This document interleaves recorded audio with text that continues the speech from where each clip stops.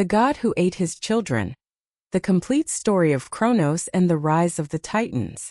Before the shining halls of Mount Olympus were raised against the heavens, before the thunderous reign of Zeus and the whispered wisdom of Athena, before the pantheon of gods and goddesses who have captured the human imagination for millennia, there was an age of chaos and creation. An age of beings whose power dwarfed mountains and whose passions carved the very firmament of existence. This was an age of titans and monsters, of prophecies whispered from the heart of the world, and of a war so catastrophic it would be forever etched into the memory of the cosmos. This was not the war of the gods, you know. This was the war before the gods. Welcome, seekers of forbidden lore, to the Eldritch Codex. Today we continue our epic saga, a journey back to the very dawn of time to witness the genesis and terrifying escalation of a conflict born from the first embrace of earth and sky. Join us as we uncover the stories of primordial tyranny, of heartbreaking betrayal, and of the earth-shattering power that would decide the fate of all creation. This is the tale of the Titanomachy, the Great War of the Titans. And this is Part 1, The War Before the Gods. Part 1, The War Before the Gods. Before the shining halls of Mount Olympus were raised against the heavens, before the thunderous reign of Zeus and the whispered wisdom of Athena, before the pantheon of gods and goddesses who have captured the human imagination for millennia, there was an age of chaos and creation. An age of beings whose power dwarfed mountains and whose passions carved the very firmament of existence. This was an age of titans and monsters, of prophecies whispered from the heart of the world, and of a war so catastrophic it would be forever etched into the memory of the cosmos. This was not the war of the gods, you know. This was the war before the gods. Welcome, seekers of forbidden lore, to the Eldritch Codex. Today we journey back to the very dawn of time, to witness the genesis of a conflict born from the first embrace of earth and sky. We will uncover the story of a father's tyranny, a mother's sorrow, and a son's ambition that would stain creation with the blood of the divine. This is the tale of the Titanomachy, the Great War of the Titans. And this is Part 1, The War Before the Gods. Before the first star was named, before the first law of physics was etched into the fabric of reality, before time itself had learned to march in a straight line, there was the unbeginning, the unstate, a condition of being that defies our every concept of existence. Welcome, seekers of forbidden lore, to the Eldritch Codex. Today our journey takes us past the boundaries of history, beyond the annals of myth as they are commonly told. We must travel to the very precipice of creation, to a moment so ancient that to even speak of it is to grapple with paradox and impossibility. For to tell the story of the Great War of the Titans, we must first understand the arena in which it was fought. We must understand the birth of the cosmos itself, the emergence of its first actors, and the nature of the void that birthed them all. Prepare yourselves, for we now gaze into the abyss from which all things sprang. This is the tale of the beginning before the beginning. This is Part 1. In the beginning there was chaos. Imagine. Not nothingness, for nothingness implies a lack of something. Imagine instead a state that is everything and nothing simultaneously. A boundless, yawning, formless, and featureless potential. The ancient Greeks, in their attempts to name the unnameable, called it chaos. Do not mistake this for the modern definition of chaos, a state of frenzied disorder, of things clashing randomly. Primordial chaos was something far more profound. It was the precondition of order and disorder. It was the unwritten page, the uncarved stone, the silent, soundless symphony before the first note is played. It was a breathing, shimmering, limitless chasm, a womb of pure potentiality, holding within its incomprehensible dimensions the dormant seeds of every star, every world, every god, and every mortal that would ever be. There were no laws here. No up, no down. No light, no dark. No heat, no cold. No time to pass and no space to measure. There was only the gaping void. A passive yet potent entity waiting. It did not think, it did not act, but it was. And from its passive being, By a process that is not birth or creation but a form of spontaneous emergence, the first consciousnesses began to coalesce. They were the protogenoi, the firstborn. They were not gods in the way we might picture them, with human-like forms and fickle passions. They were the very concepts that would form the pillars of reality, given sentience and immense raw power. They were the universe waking up and naming its own parts. From the deepest, most fundamental stratum of cows, a presence began to distinguish itself. It was the concept of foundation, of a place to stand, of solidity in the midst of formlessness.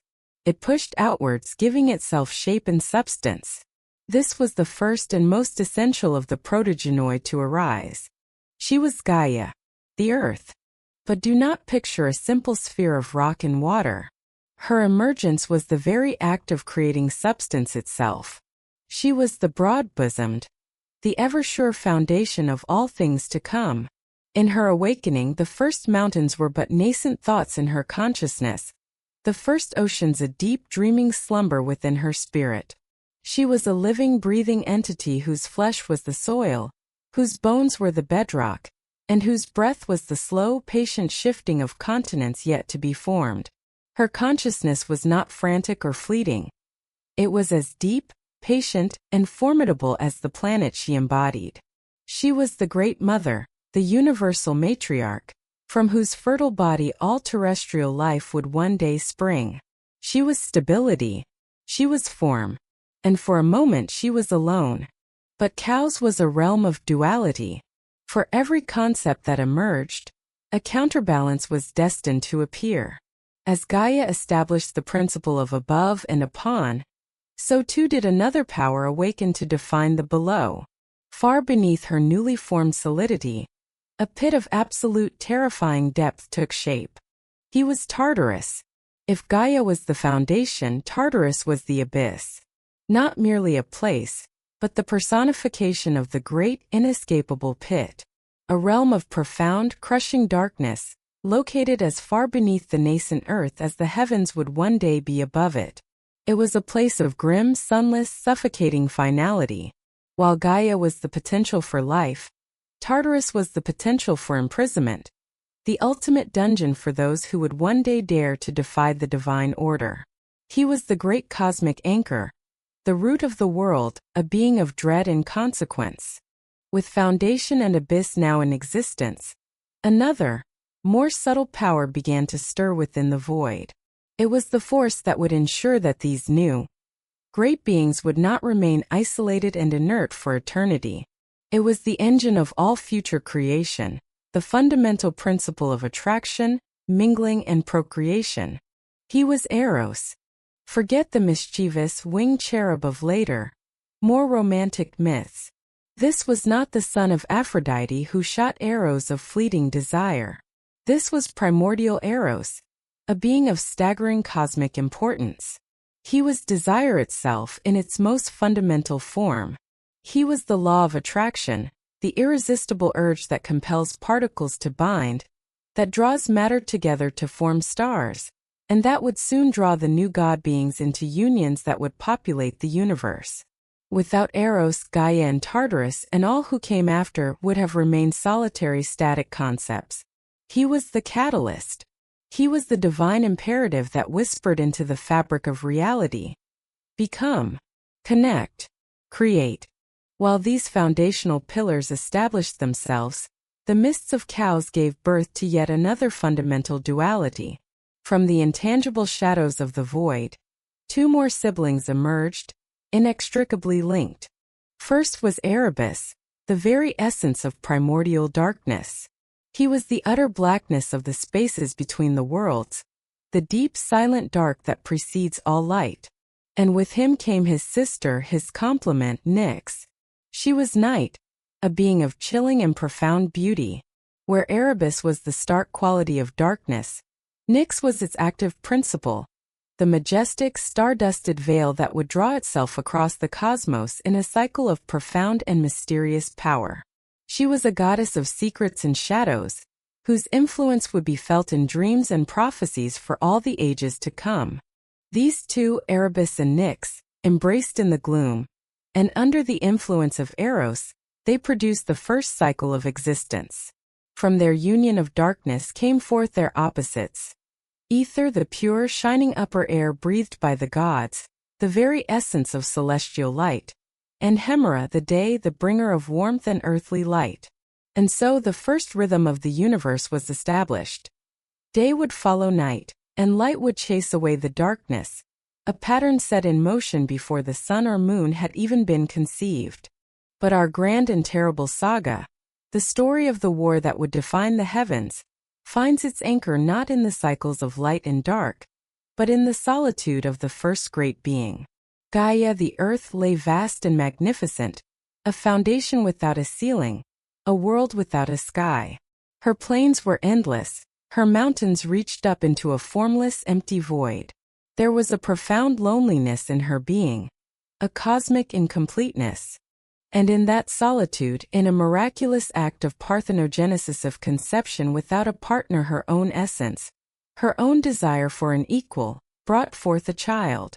He was born of her and of her alone, a perfect mirror image of her own boundless scale, a being created specifically to cover her, to be her companion, her counterpart, and her king. From her own substance she gave birth to Uranus, the starry heaven. He did not emerge small and grow. He arose from her fully formed, a great glittering dome of incandescent blue, already alive with the cold fire of distant nameless stars. He was the firmament, the sky in all its majestic and terrifying glory. He was the concept of the great above, a canopy of breathtaking beauty and infinite scope. He was her son, made from her own being, yet he was also her equal, a perfect complement to her terrestrial form. He looked down from his celestial height and saw below him the sprawling, verdant, and powerful form of his mother Gaia. And she, in turn, looked up and saw her loneliness answered, her form completed by his starry mantle. Between them, the third great protogenoi, Eros, began his work. The irresistible force of cosmic attraction, the fundamental desire for union, surged between the earth and the sky. It was an inevitability written into the laws of their very existence. The sky longed to cover the earth, and the earth yearned for the embrace of the sky. And so Uranus descended. It was the Hieros Gamos, the first sacred marriage. The starry heaven lay down upon the broad-bosomed earth, and in this first colossal cosmic embrace, the universe as a functioning system was truly born. This was not merely a union of passion, but an act of fundamental organization. The space between them became the air we breathe. The moisture of their meeting would give birth to the clouds and the rain. Their eternal embrace established the boundaries of the mortal world. This union, this sacred and all-encompassing marriage of Gaia and Uranus, of earth and sky, would be immensely fertile. But their children would not be mere concepts like the protogenoi. They would be beings of flesh and spirit, of personality and power, of ambition and eventually of terrifying rebellion. From this first ultimate embrace, a new race of gods was conceived within the womb of the earth. A dynasty of beings whose power would be so immense they would one day grow to resent the oppressive weight of the sky that held them down. The stage was set. The first king and queen were on their thrones. And in the darkness, within the body of the Earth Mother, their children waited. The mighty, the monstrous, the magnificent children who would be known to all of history as the Titans.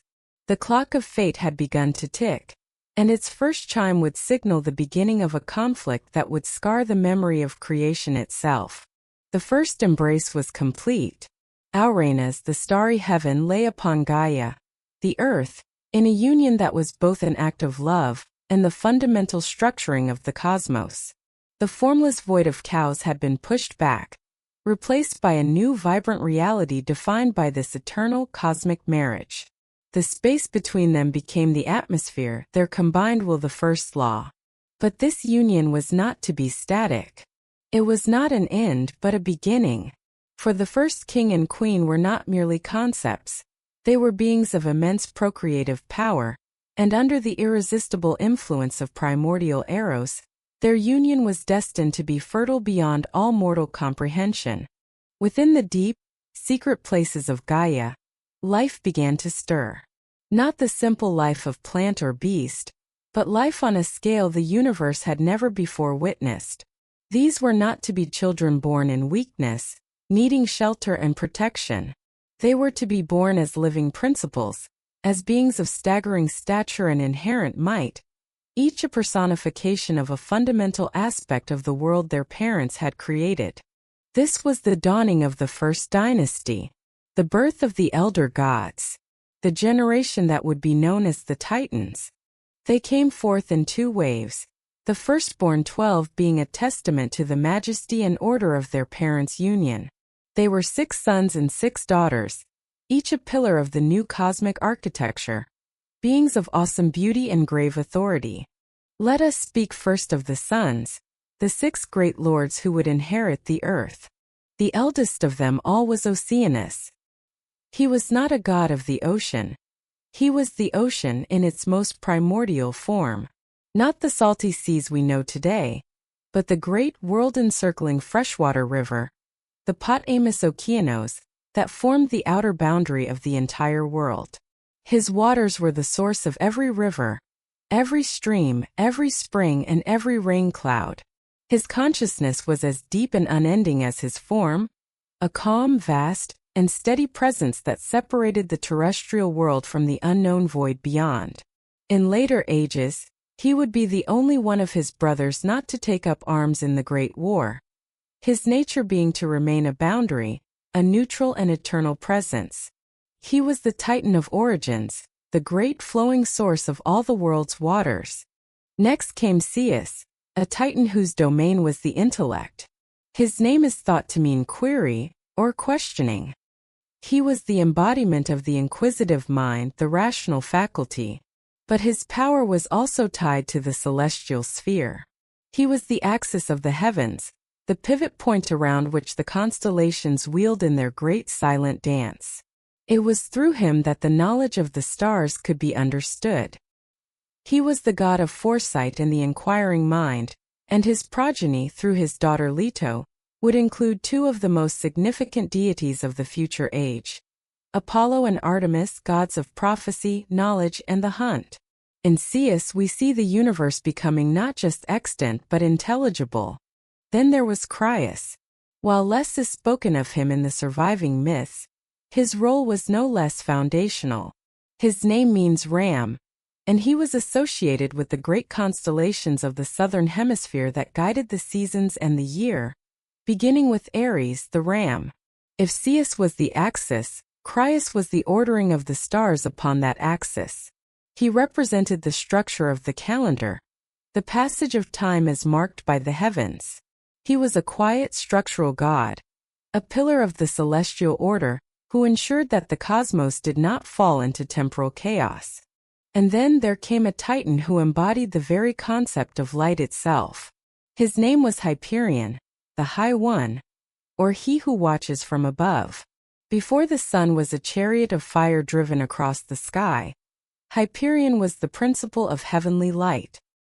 He was the Lord of the East from whence all light was born. His gaze was piercing, his presence radiant. He was the power of observation, of sight itself, and his nature was one of sublime, untarnished brilliance. He was a being of pure, majestic luminosity, the father of the lights of the sky. After him came Iapetus, whose name means the piercer.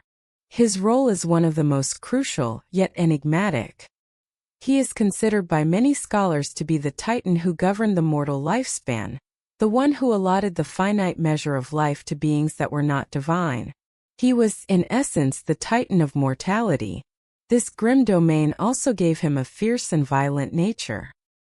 He was a god of the West, the direction of sunset and the end of life, and he would become the father of a line of sons whose destinies would be inextricably and often tragically intertwined with the fate of a fledgling race yet to be created, humanity.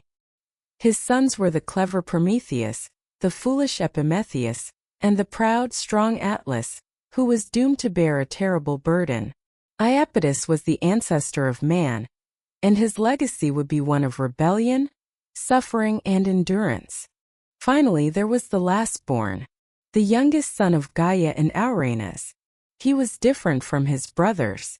While they embodied grand, sweeping principles of the cosmos, he seemed to embody something more internal, more cunning, more dangerous.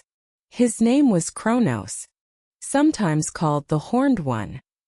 His nature was one of brooding contemplation and sharp, cutting intelligence. He watched his siblings, he watched his mighty father, and he felt not awe but a slow-burning resentment. He was born with a seed of ambition that set him apart. He understood power not just as an abstract principle to be embodied, but as a prize to be won, a throne to be seized. He saw the structure of the universe not as a perfect creation, but as a hierarchy he was at the bottom of. Alone among his brothers, he listened not just to the commands of his father, but to the silent, growing groans of his mother. Kronos, the cunning one, the last of the great Titan lords, was a shadow waiting for his moment to fall. The daughters of Gaia, the Titanides, were no less majestic, their power balancing and complementing that of their brothers. Theia, the shining one, was the consort of Hyperion. If he was the principle of light, she was the goddess of sight, Theia, and the radiant shimmer of the blue sky, Aether. She was also the deity who endowed gold, silver, and precious gems with their luster and intrinsic value. Together, Hyperion and Theia were the parents of the three great lights of the world: Helios, the sun; Selene, the moon; and Eos, the rosy-fingered dawn. They were the dynasty of celestial illumination. Then there was Rhea, the sister and future wife of the ambitious Kronos. Her name suggests a flowing, gentle current. She was the Titaness of fertility, motherhood, and generation. Her domain was the ease and comfort of birth, the nurturing instinct of a mother. In this age she was a figure of peace and abundance, her spirit a soothing balm. Yet fate had destined this gentle goddess of motherhood to experience the most profound maternal grief imaginable, a sorrow that would eventually force her to become a conspirator against her own husband. There was the wise and solemn Themis. Her name was the Greek word for divine law, order, and custom. She was not a lawmaker, but the personification of the natural, unwritten laws that govern reality. She embodied the concepts of proper order, of righteous justice, and of the sacred oaths that bind gods and mortals alike. Her power was so fundamental, so essential to the fabric of reality, that her authority would persist even after the fall of her kin, and she would serve as a chief counselor to the very god who would one day overthrow her brother. With her was her sister Mnemosyne, the embodiment of memory. In a world without writing, she was a goddess of supreme importance. She was the wellspring from which all stories, all history, all knowledge flowed. She held the past within her mind, and it was said that from her union with a future king, she would give birth to the 9 Muses, the goddesses who inspire all art, literature, and science. Mnemosyne was the keeper of the soul of civilization, the eternal library of the cosmos. There was Phoebe, the bright, or the radiant. She was the consort of the intellectual Zeus. Like her husband, she was associated with prophecy. Her name would become synonymous with the moon, and she was the original prophetic deity of the great oracle at Delphi, a place of power she would later peacefully bequeath to her grandson, Apollo. She represented the cool, intuitive wisdom of the night. And lastly, there was Tethys, the consort of the great Oceanus. While he was the source of the world's fresh waters, she was the matron goddess who supervised their distribution through 1,000 rivers. From their union, 3,000 river gods, the Potamoi, were born, and 3,000 ocean nymphs, the Oceanids. Together, Oceanus and Tethys were the patriarch and matriarch of all the waters of the world, a vast and sprawling family that inhabited every corner of creation. These 12 were the Titans, a glorious, powerful, and seemingly perfect first family. They walked the young world as living mountains, their voices the sound of thunder, their thoughts the shifting of the seasons. It should have been a golden age. But the fertility of Gaia and Uranus was not yet exhausted. And what came next was not so easily welcomed by the Lord of the Sky. After the 12 Titans, Gaia bore a second brood. 3 sons of a vastly different nature. They were not beautiful or regal in form. They were beings of raw, focused power, and their appearance was, to their father, monstrous. They were the elder Cyclopes. These were not the brutish, sheep-herding savages that a future hero would encounter in a cave. These were primordial beings, master craftsmen of the gods. Their names spoke of their function. Brontes the thunderer, Steropes the lightner, for he forged the lightning flash, and Argesh the vivid flasher who made it shine. Each was born with a single blazing orb-like eye in the center of his forehead. This eye was not a deformity. It was a mark of their power. It was said that their singular vision allowed them to see the very essence of a thing, to understand the fundamental nature of heat, metal, and energy. They were beings of immense strength, and their true calling was the forge. They were the cosmic smiths, capable of harnessing the most violent forces of nature, and shaping them into objects of unimaginable might. When Uranus looked upon them, he felt a sensation that was new to him, fear. He saw in their focused, fiery eyes and their prodigious strength the potential challenge to his absolute authority. They were not like the Titans, who represented aspects of his ordered world. The Cyclopes represented untamed, creative, and destructive power. A power that could, perhaps, forge a weapon capable of harming even the sky itself. His pride and his burgeoning paranoia could not tolerate such a threat. In a first act of terrible cruelty, the Sky Father seized his 3 powerful sons. He bound them and, ignoring the cries of his wife, Gaia, he thrust them down, deep into the recesses of the earth. He imprisoned them in the dark, suffocating, inescapable depths of Tartarus. Gaia, the earth, groaned in agony. It was a violation beyond measure. Her own children were being held captive within her own body. A constant, painful reminder of her husband's tyranny. But her birthing was not done. She bore one final set of children to the increasingly paranoid and tyrannical Uranus. And if the Cyclopes had inspired fear, this final brood inspired absolute terror and revulsion. These were the Hecatonchires, the Hundred-Handers. Their names were Katos, the striker, Briareos, the vigorous, and Gyges, the big-limbed. To describe them is to describe a living cataclysm.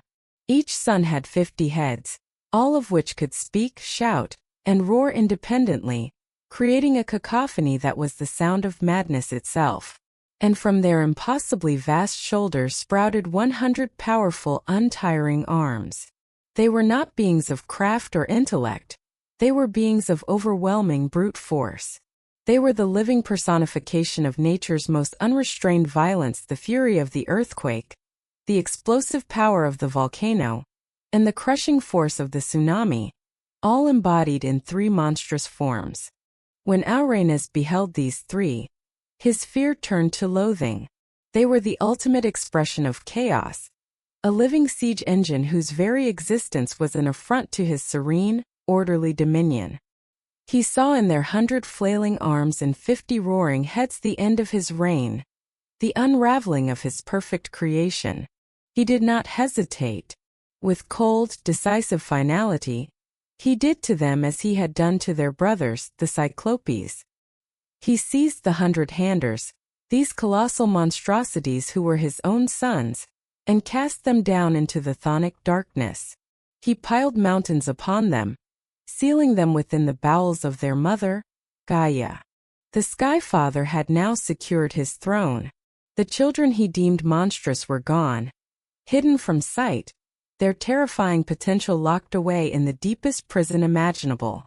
The heavens above were calm, his rule absolute and uncontested. But he had made a fatal miscalculation. He had forgotten that the prison he had chosen was not dead rock, but a living, feeling, conscious being.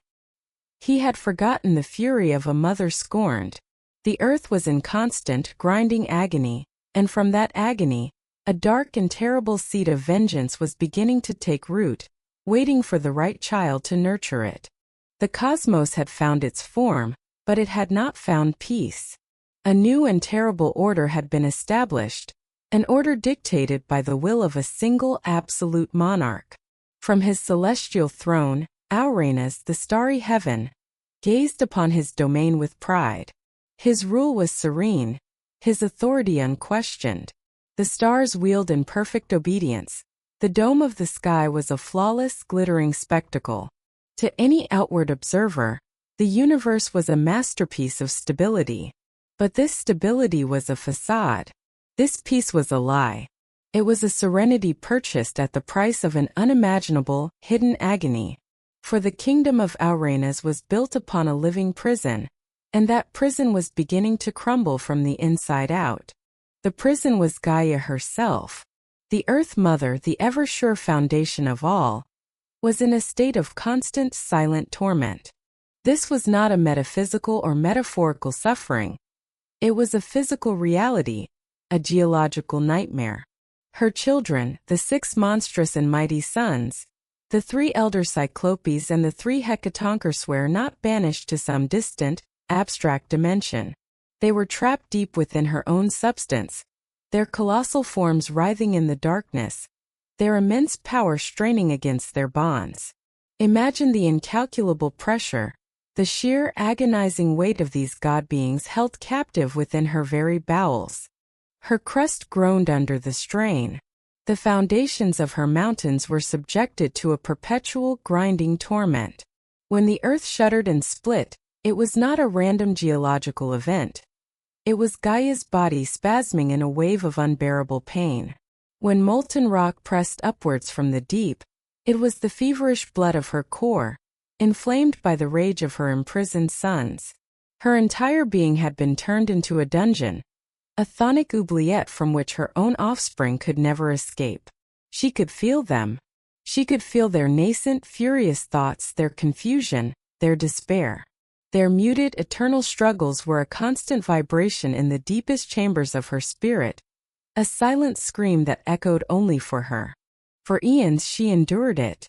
Her patience was as vast as the continent she would one day bear. She was the Great Mother, and a mother's capacity for endurance is near infinite. She clung to the memory of the love that had once existed between her and Uranus, the cosmic embrace that had brought forth such wonder. But love cannot survive in the face of relentless cruelty. Affection cannot withstand perpetual violation. The nightly descent of Uranus, once a lover's return, had become the act of a jailer checking on his prison. His starry weight, which once felt like a protective canopy, now felt like the crushing lid of a sarcophagus pressing down, ensuring the captives remained buried.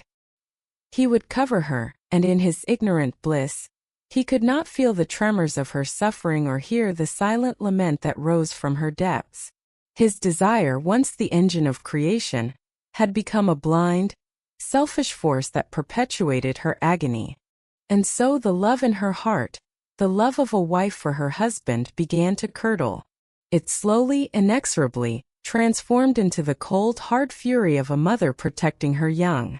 The eons of pain had weathered her patience down to its bedrock, and that bedrock was a new and terrible resolve. She could no longer be the passive victim of his tyranny. She would no longer be the living tomb for her own children. The groaning of the earth was no longer a sound of mere pain. It was becoming a vow of vengeance. Her decision was made.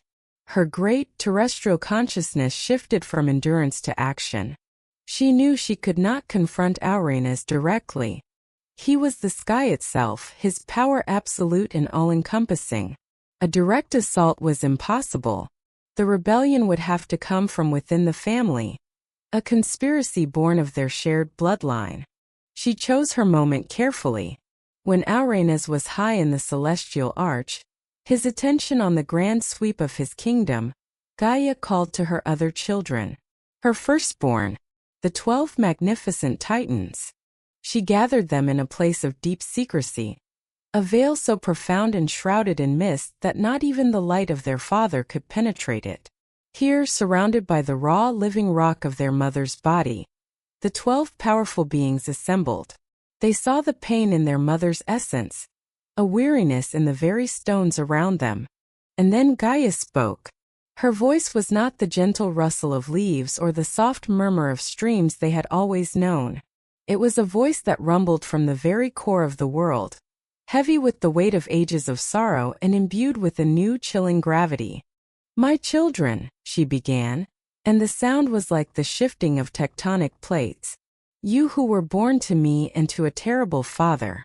Uranus holds your brothers in a lightless pit. He has buried my children within my own flesh, and the anguish of it is a torment that no longer sleeps. He has committed a great and wicked outrage, for he was the first among all beings to devise shameful acts. He has punished his own issue for the crime of being born mighty." She told them of the Cyclopes, their brothers, whose skill with the forge could shape wonders and terrors, now languishing in darkness. She described the Hecatonchires, whose overwhelming strength was a force of nature itself, now bound and broken in the pit. She laid bare the paranoia that drove their father, the fear that had turned him from a creator into an oppressor. "I am stretched and strained by their weight," she lamented, her voice cracking with a sorrow that caused the very ground to tremble. "And my heart aches with a grief that is eternal. I ask of you now, my glorious children, will you not obey me? Will you not help me avenge this evil, and free your mother from this pain and your brothers from their prison? The throne of the tyrant is waiting to be toppled." A silence descended upon the hidden veil, a silence so profound, so heavy with fear, that it seemed to have a physical weight. The 12 Titans, beings of immense power who personified the forces of nature, were paralyzed by terror. They looked at each other, their great forms casting long trembling shadows.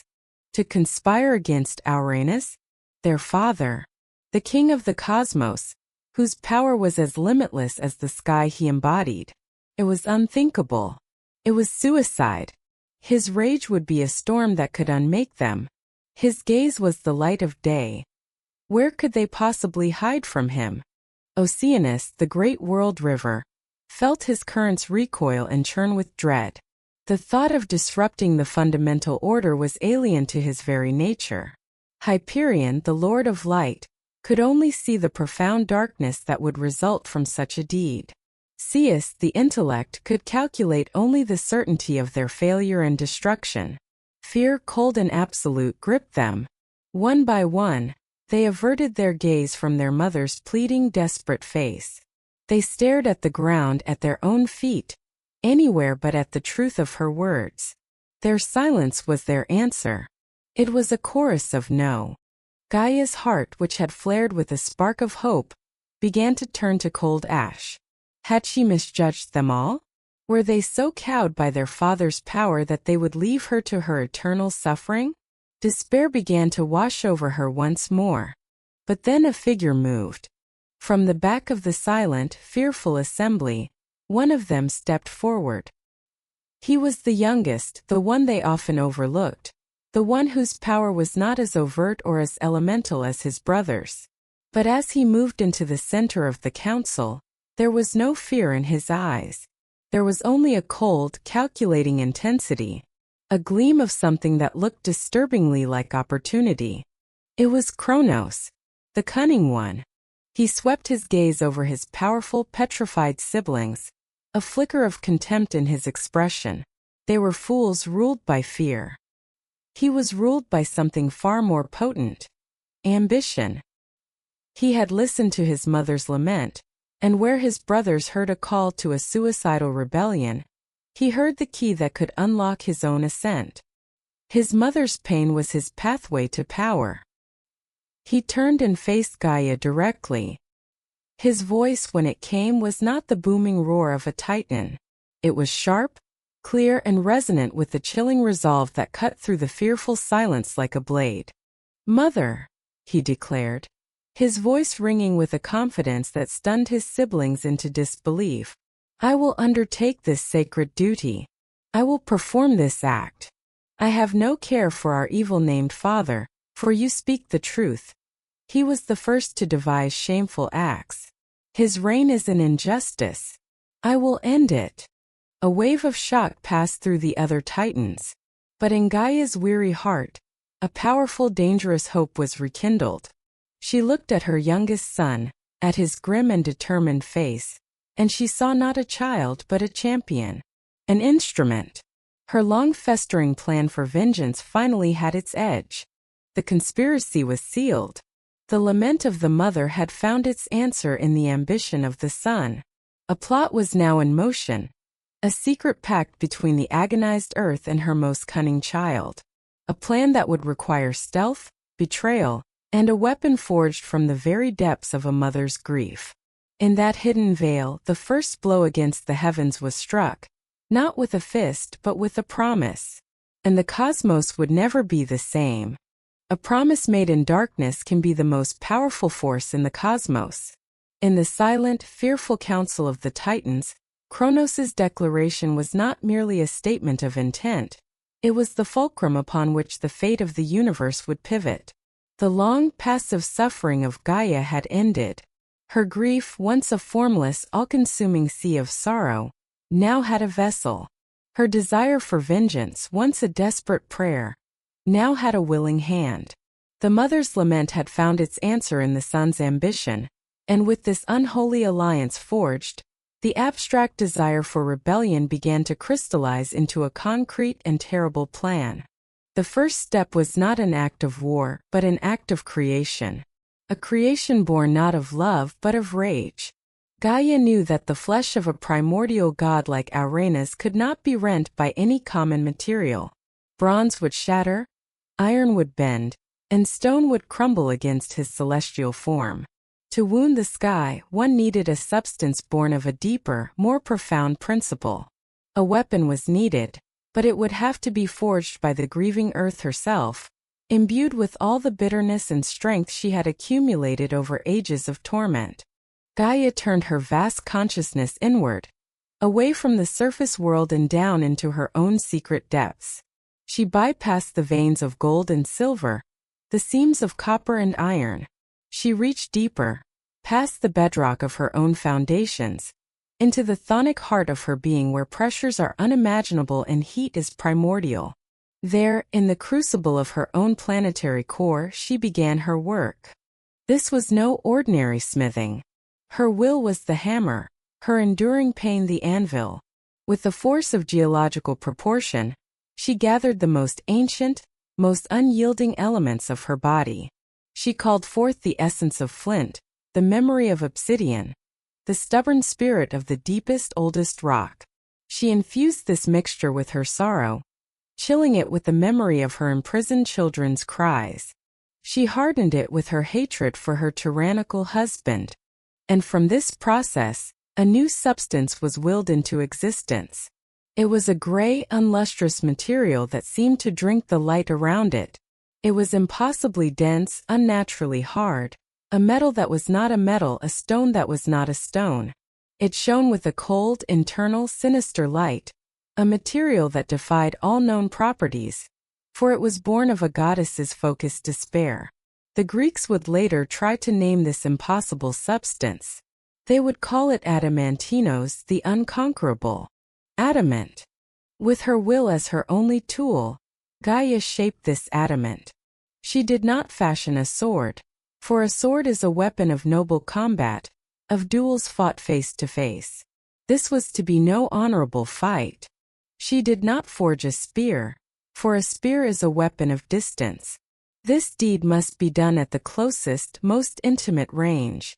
Instead, she fashioned a sickle, a great curved harvesting blade. Its shape was an agricultural blasphemy, a perversion of the farmer's life-giving tool. But its purpose was still a harvest. It was designed to reap not grain but godhood. The inner edge was not smooth but jagged, serrated with saw-like teeth designed to catch, to tear, and to sever. Its point was wickedly sharp, its curve a promise of brutal efficiency. This was the harp, the adamantine sickle, a weapon forged from a mother's grief, designed for an act of cosmic betrayal. It was the physical embodiment of the phrase, Enough is enough. When the weapon was complete, she brought it forth from the depths of the earth. She called her children the Titans to her once more. As she revealed the great gray sickle, a gasp went through the assembly. The object radiated a coldness, a wrongness, that made even these mighty beings recoil. It was an artifact of pure vengeance, and its purpose was terrifyingly clear. She presented the fearsome weapon not to the group, but directly to the one who had made the vow. She held it out to her youngest son, Kronos. His brothers watched, their eyes wide with a mixture of awe and terror. This was the point of no return. As Kronos reached out, his fingers closing around the sickle's hilt, a profound connection was made. He did not flinch from its coldness. He welcomed it. It felt like an extension of his own soul, cold, hard, and ruthlessly practical. He did not feel its immense physical weight, for such things were trivial to a Titan. Instead, he felt its conceptual weight. He felt the weight of his mother's pain, the weight of his imprisoned brother's rage, and most intoxicating of all, the weight of the future crown of the cosmos. This was the key that would unlock his destiny. He lifted the sickle, and its jagged edge glinted in the dim light of the cavern, a grim smile of unbreakable metal. The compact was sealed. The weapon had found its wielder. Now came the second part of the plan, the strategy. Gaia, with a mind as patient and cunning as it was vast, laid out the details of the ambush.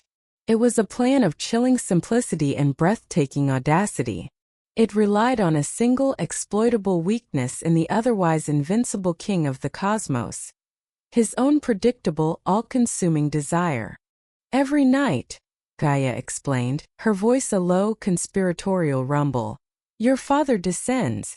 He is drawn by a longing he cannot control. A need to cover me completely, to re-establish the union that birthed you all. In this moment his mind is not on his kingdom, not on his enemies. He is vast, he is powerful, but he is also blind. His passion is his undoing. And it is in that moment of ultimate intimacy that we will strike. The plan was for a coordinated assault, but it required more than just Kronos. Gaia looked to her other sons, her voice now a commanding whisper. This cannot be done by one alone. When Uranus descends, he must be held. He must be pinned, anchored to the earth, so that he cannot recoil before the blow is struck. Emboldened by Kronos's unwavering resolve, and perhaps shamed by their own earlier cowardice, four of his elder brothers stepped forward, their fear now subsumed by the awesome gravity of the moment.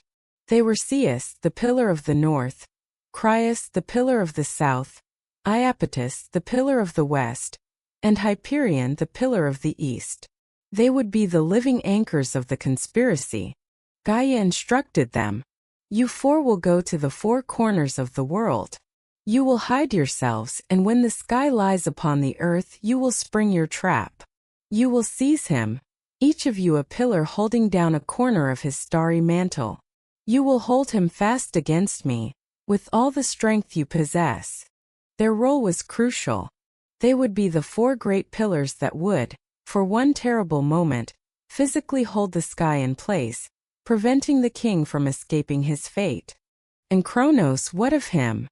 And you, my son, Gaia said, her gaze locking with her youngest's. You will not be at the corners. You will be at the center of all things. You will take this blade and you will hide yourself. You will wait for the moment your brothers have him pinned. You will wait for your father to be helpless, blinded by his own lust. And when that moment comes, you will emerge and you will do what must be done. You will use this sickle to separate him from his power, to separate him from me forever. The trap was set. The roles were assigned. The four great titans set out for the distant corners of the world, their immense forms moving with a new and dreadful purpose. Kronos, his heart a cold, steady drum of anticipation, the adamantine sickle clutched tightly in his hand, found his place of ambush. The world seemed to sense the impending violation. The air grew still and heavy. The sun, governed by a power soon to be usurped, began its descent, painting the western horizon in streaks of violent crimson and blood orange, a fitting celestial omen for the cosmic butchery to come. All of creation held its breath. As twilight deepened into the profound dark of the primordial night, a great shadow began to fall. It was Uranus, majestic, immense, a flowing river of galaxies and nebulae. He began his nightly descent. He came to embrace the earth, to lie with his wife, to reassert his dominion through the act of creation. He was a king coming to his bedchamber, suspecting nothing. He was a lover coming to his beloved, seeing nothing but her form. He was a father coming to his doom, unaware that his own sons were the pillars of his prison, and that his youngest, most hateful child was waiting in the dark, armed with a blade forged from sorrow, ready to reap a terrible harvest of power and pain. The night was about to be torn open. The night had fallen. Not the gentle, familiar night of a settled world, but a primordial darkness, thick with portent and conspiracy. The starry heaven, Uranus, descended, a flowing river of incandescent light and ancient constellations. He was the king, the father, the absolute monarch of all existence, and he was coming to perform the act that defined his reign, the sacred and eternal union with the earth. He was driven by the irresistible foundational force of Eros, a desire as old as creation itself. His mind was filled with this singular cosmic impulse. He was utterly, magnificently, and fatally oblivious. He spread his vast, luminous form across the broad body of Gaia. His touch was the evening dew. His breath the whispering night wind. It was a moment of profound cosmic intimacy. The instant when the universe was whole and complete in the embrace of its first parents. It was also the moment of his ultimate vulnerability. He was a king entering his bedchamber, never suspecting that the chamber had been transformed into an abattoir. Then, from the four corners of the world, the trap was sprung. It began as a tremor, a sudden violent lurch that was not of Gaia's making. At the eastern edge of the world, Hyperion, the Lord of Light, rose up and with a defiant roar, seized the celestial mantle of his father. Simultaneously, at the western rim, the grim Titan Iapetus gripped the sky. In the north, the intellectual Ceus, and in the south, the steadfast Crius did the same. Four of his most powerful sons, acting in perfect, terrifying unison, became living anchors, pinning the fabric of the heavens to the surface of the earth. The sky, for the first time in its existence, was held captive. Uranus, the all-encompassing, was suddenly immobilized. A shock of disbelief, a cosmic paradox, rippled through his being. He thundered with confusion, a sound that was not thunder as mortals know it, but the sound of reality itself being warped. What was this? The earth, his earth, was holding him, but it was a grip of hostile strength, not loving acceptance. His rage ignited, a stellar flare of unimaginable fury. He struggled, attempting to recoil, to pull away, but his own sons, his magnificent firstborn, held him fast. They were the four pillars of his prison, their titan strength pitted directly against the might of their sire. The universe groaned under the strain of this impossible struggle, the first civil strife in the history of being. And from the center of this chaos, from the heart of the ambush, a figure emerged from the shadows. It was Kronos. He was not roaring like his brothers.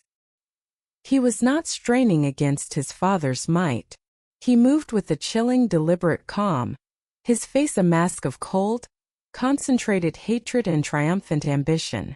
In his right hand he carried the object of his mother's grief, the great, gray, adamantine sickle. The harp. It did not glitter. Instead, it seemed to absorb the starlight from his father's captive body, its jagged edge a line of absolute darkness, a promise of severance. Uranus saw him. He saw his youngest son, the cunning, quiet one, approaching not with reverence, but with a weapon forged from the world's deepest hatred. And in that moment the king's confusion and rage curdled into a new, more terrible emotion, the dawning horror of betrayal. His own issue, the fruit of his own loins, had turned against him. This was not a challenge from some outside force.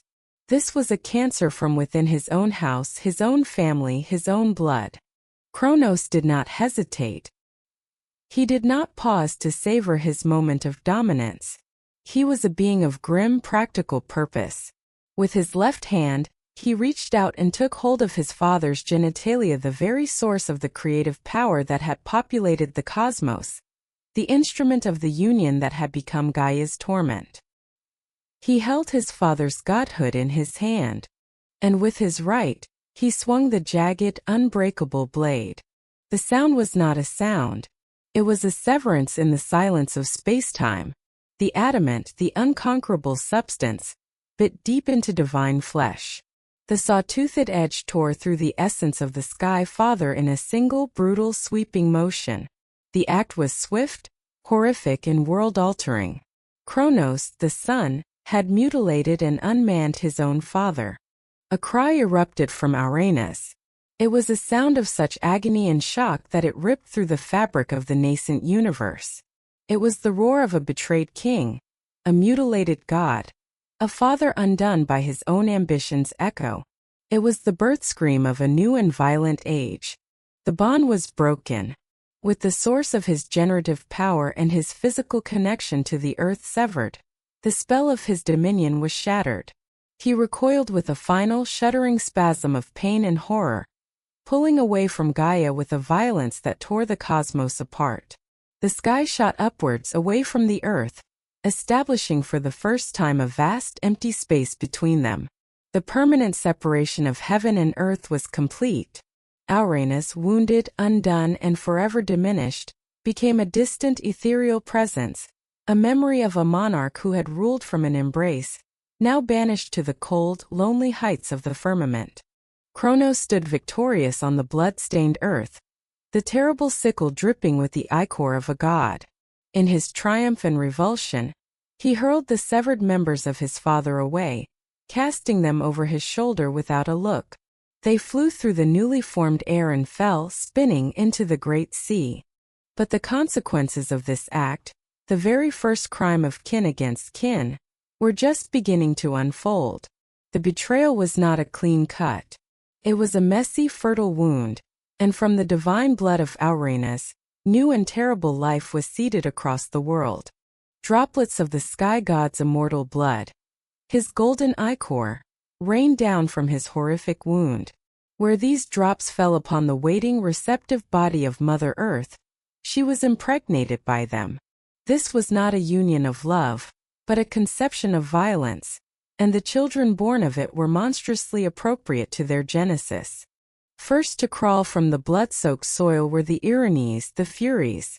They were three sisters, winged and terrible, with serpents writhing in their hair and blood dripping from their eyes. They were Alecto, the unceasing in anger, Magira, the jealous rage, and Tisiphone, the avenger of murder. They were nightmare goddesses, chthonic spirits of vengeance, born directly from the first act of patricide. Their divine purpose, their very reason for being, was to hunt down and inflict maddening torment upon any being mortal or god, who committed crimes against their own blood kin. In the very moment of his victory, Kronos had, with his father's own blood, given birth to the spirits of inexorable justice that would one day demand his own punishment. The seeds of his downfall were sown in the first second of his triumph. From that same crimson rain also sprang the Gigantes, the giants. They were a race of mighty, savage, warlike beings of immense size and strength, their legs often depicted as serpents. They were not born for order but for strife. They were beings of pure, aggressive power, their hearts filled with the natural animosity towards the ruling gods of the sky. They were a walking, breathing war, born from a father's wound, destined to one day launch their own terrifying assault on the heavens in a future war, the Gigantomachy. And finally, from the blood that spattered upon the ash trees, came the Melee. They were the nymphs of the ash, and while they were more gentle than their monstrous siblings, their creation was still tied to conflict. For the wood of the ash tree was hard, strong, and resilient, the perfect wood from which future generations of warriors would fashion the shafts of their spears. Even the gentlest children of this betrayal were intrinsically linked to the future of warfare. Meanwhile, far out at sea, the final and most paradoxical consequence of the act was taking shape. The severed organs of Uranus, thrown by Kronos, had landed in the churning, restless waters. They did not sink. The immortal flesh, still potent with divine seed, began to mingle with the sea foam. A great, white, bubbling froth or aphros began to grow around them. The sea itself became a womb, and from the nexus of brutal violence and creative potential, a new being was formed. Slowly, serenely, she rose from the waves, carried to shore on the half-shell of a great scallop. It was a vision of such breathtaking, impossible beauty that the very cosmos seemed to hold its breath in wonder. Her form was perfection. Her gaze was desire itself. Her presence a force of nature more powerful than any storm. This was Aphrodite, the goddess of love, beauty, passion, and pleasure, born from the churning foam of a castration. She was the ultimate paradox. Sublime, transcendent beauty, born from the most savage and horrific act of mutilation. A testament to the strange, terrifying, and awe-inspiring nature of the Greek cosmos, where love and violence are forever and inextricably entwined. High above a wounded and distant king, Uranus delivered his final curse.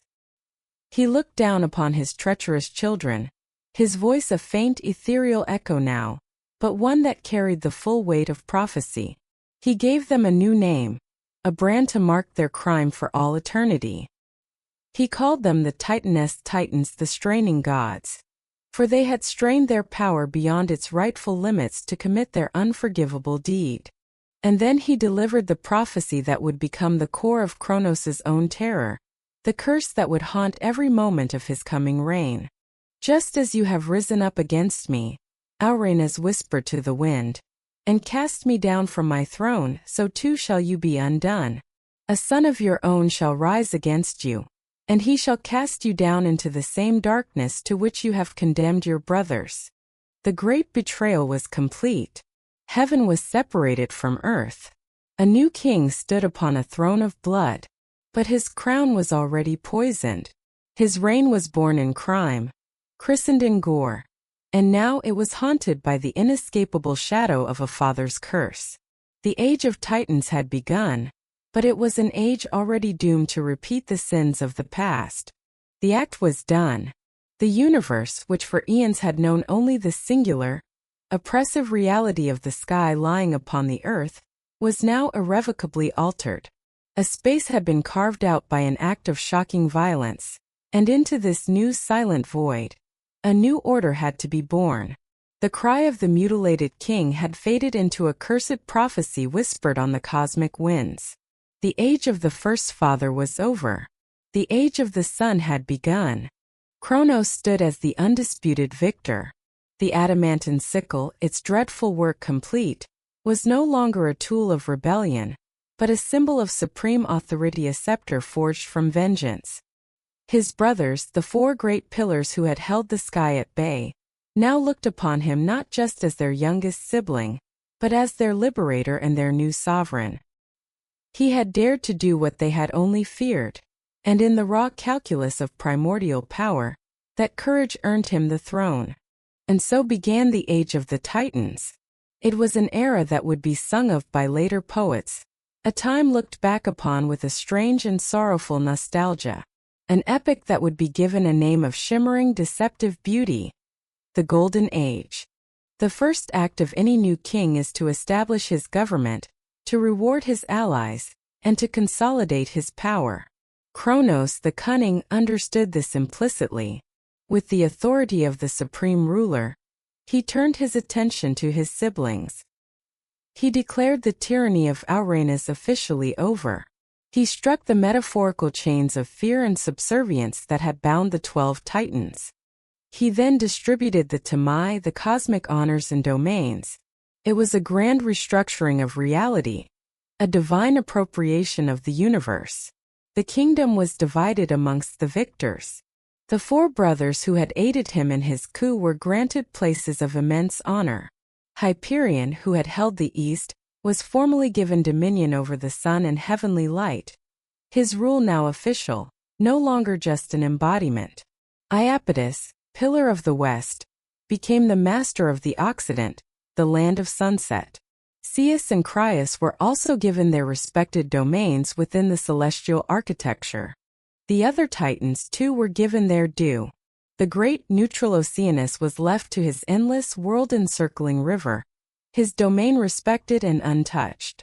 Themis, the embodiment of divine law, was given a place of honor, for Kronos knew that even a reign born of rebellion needed the appearance of legitimacy and order. Mnemosyne, memory, was revered, for she would be the one to record the glories of their new age. From the peak of Mount Othrys, a great mountain in central Greece that became the Titans' fortress and capital, the dark and brooding precursor to the shining Mount Olympus, they reigned. A new pantheon ruled the cosmos. The world settled into a new rhythm, one dictated by the will of the Titan lords. And under this new rule, a strange and wondrous peace descended upon the mortal plane. Later poets like Hesiod would describe this era as a paradise, a time when a golden race of mortal men lived. In this idyllic age there was no toil, no sorrow, no warfare. The earth, under the rule of the fertile Titan gods, produced sustenance of its own accord, an endless abundance of fruit and grain. Mortals did not suffer the ravages of old age, living long, healthy lives, and when their time came they passed away peacefully, as if falling into a gentle sleep. There were no laws, for none were needed. There was no crime, for there was no want. It was by all accounts a perfect world. The kingdom was secure. The government was established. The world was at peace. Kronos had achieved everything he had set out to do. He had avenged his mother, freed his siblings, and taken the throne for himself. His reign was a manifest success. But, in this grand redistribution of power, in this establishment of a new and seemingly just order, there was a telling and damnable omission. A dark secret that lay at the very foundation of this so-called Golden Age. Kronos, the liberator, did not free all his brothers. He had justified his horrific act of patricide as a righteous quest to free his wronged siblings from their unjust imprisonment. And yet, when he had the power to do so, he made a conscious, calculated choice. The elder Cyclopus master smiths Brontes, Steropes, and Argus remained in the sunless pit of Tartarus. The Hecatonchirus, the invincible hundred-handers Catos, Briareos, and Gyges were not released from their subterranean prison. The new king left them to languish in the very same darkness his father had condemned them to. Why? Because in the moment of his ultimate triumph, Kronos revealed his true nature. He was his father's son. He had inherited not just his father's throne, but his father's paranoia. He stood at the precipice of Tartarus, looked down into the gloom and saw not his kin, but the same thing Auranes had seen. A monstrous, untamable power. A potential threat. His fear, however, was sharper and more personal than his father's had been. Auranes had feared their monstrous forms and their raw alien power. Kronos feared their potential for rebellion, because he, better than anyone in the universe, understood the mechanics of such a betrayal. He knew what a coalition of the wronged and the powerful could accomplish. He had just provided the definitive lesson. To release the Cyclopes and their skill at weapon forging, or the Hecatonchires and their overwhelming might, would be to arm a potential future rebellion against himself. And so, the great hypocrisy at the heart of the Titan reign was cemented. Kronos had overthrown a tyrant in the name of liberating his brothers, only to immediately become a jailer to those same brothers. His golden age was built upon the same injustice as his father's reign.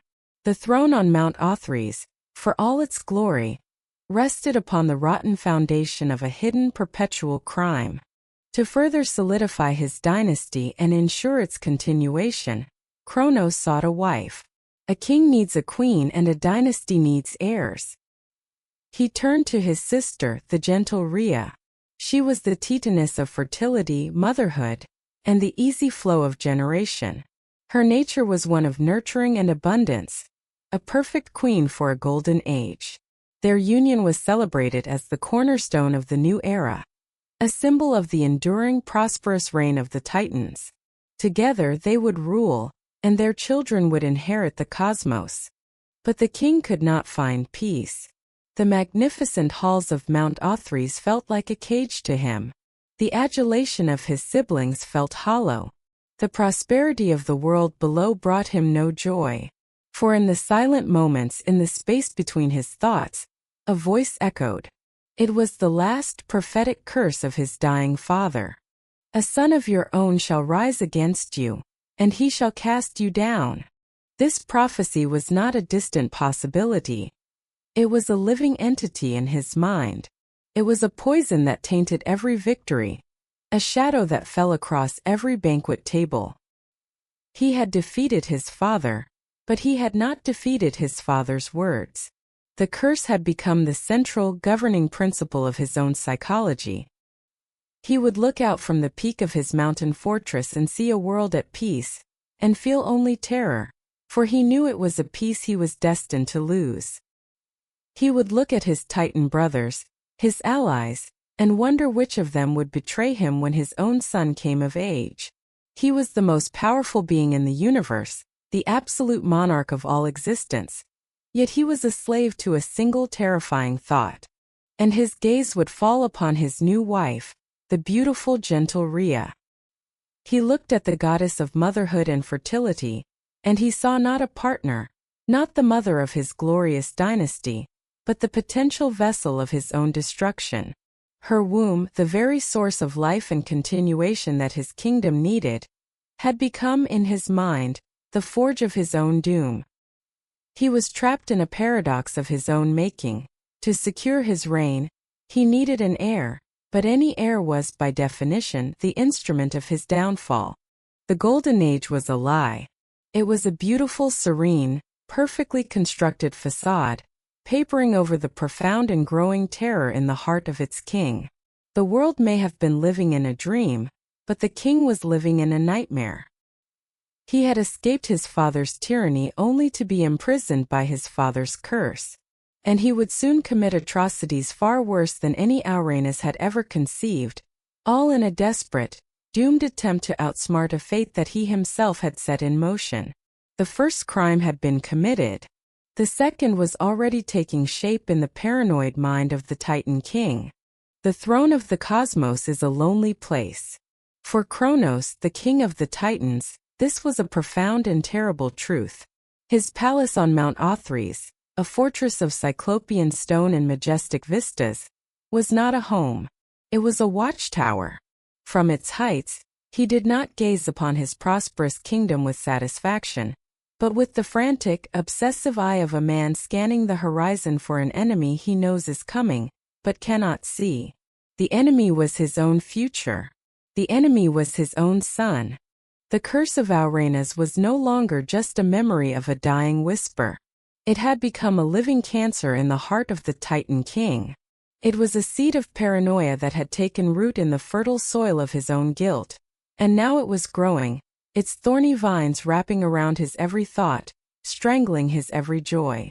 This was the great central irony of his reign. The act that had given him supreme power had also guaranteed its loss. He had become the master of the universe, and in doing so had become a slave to fate. His marriage to his sister Rhea, the gentle goddess of motherhood, was the focal point of this terror.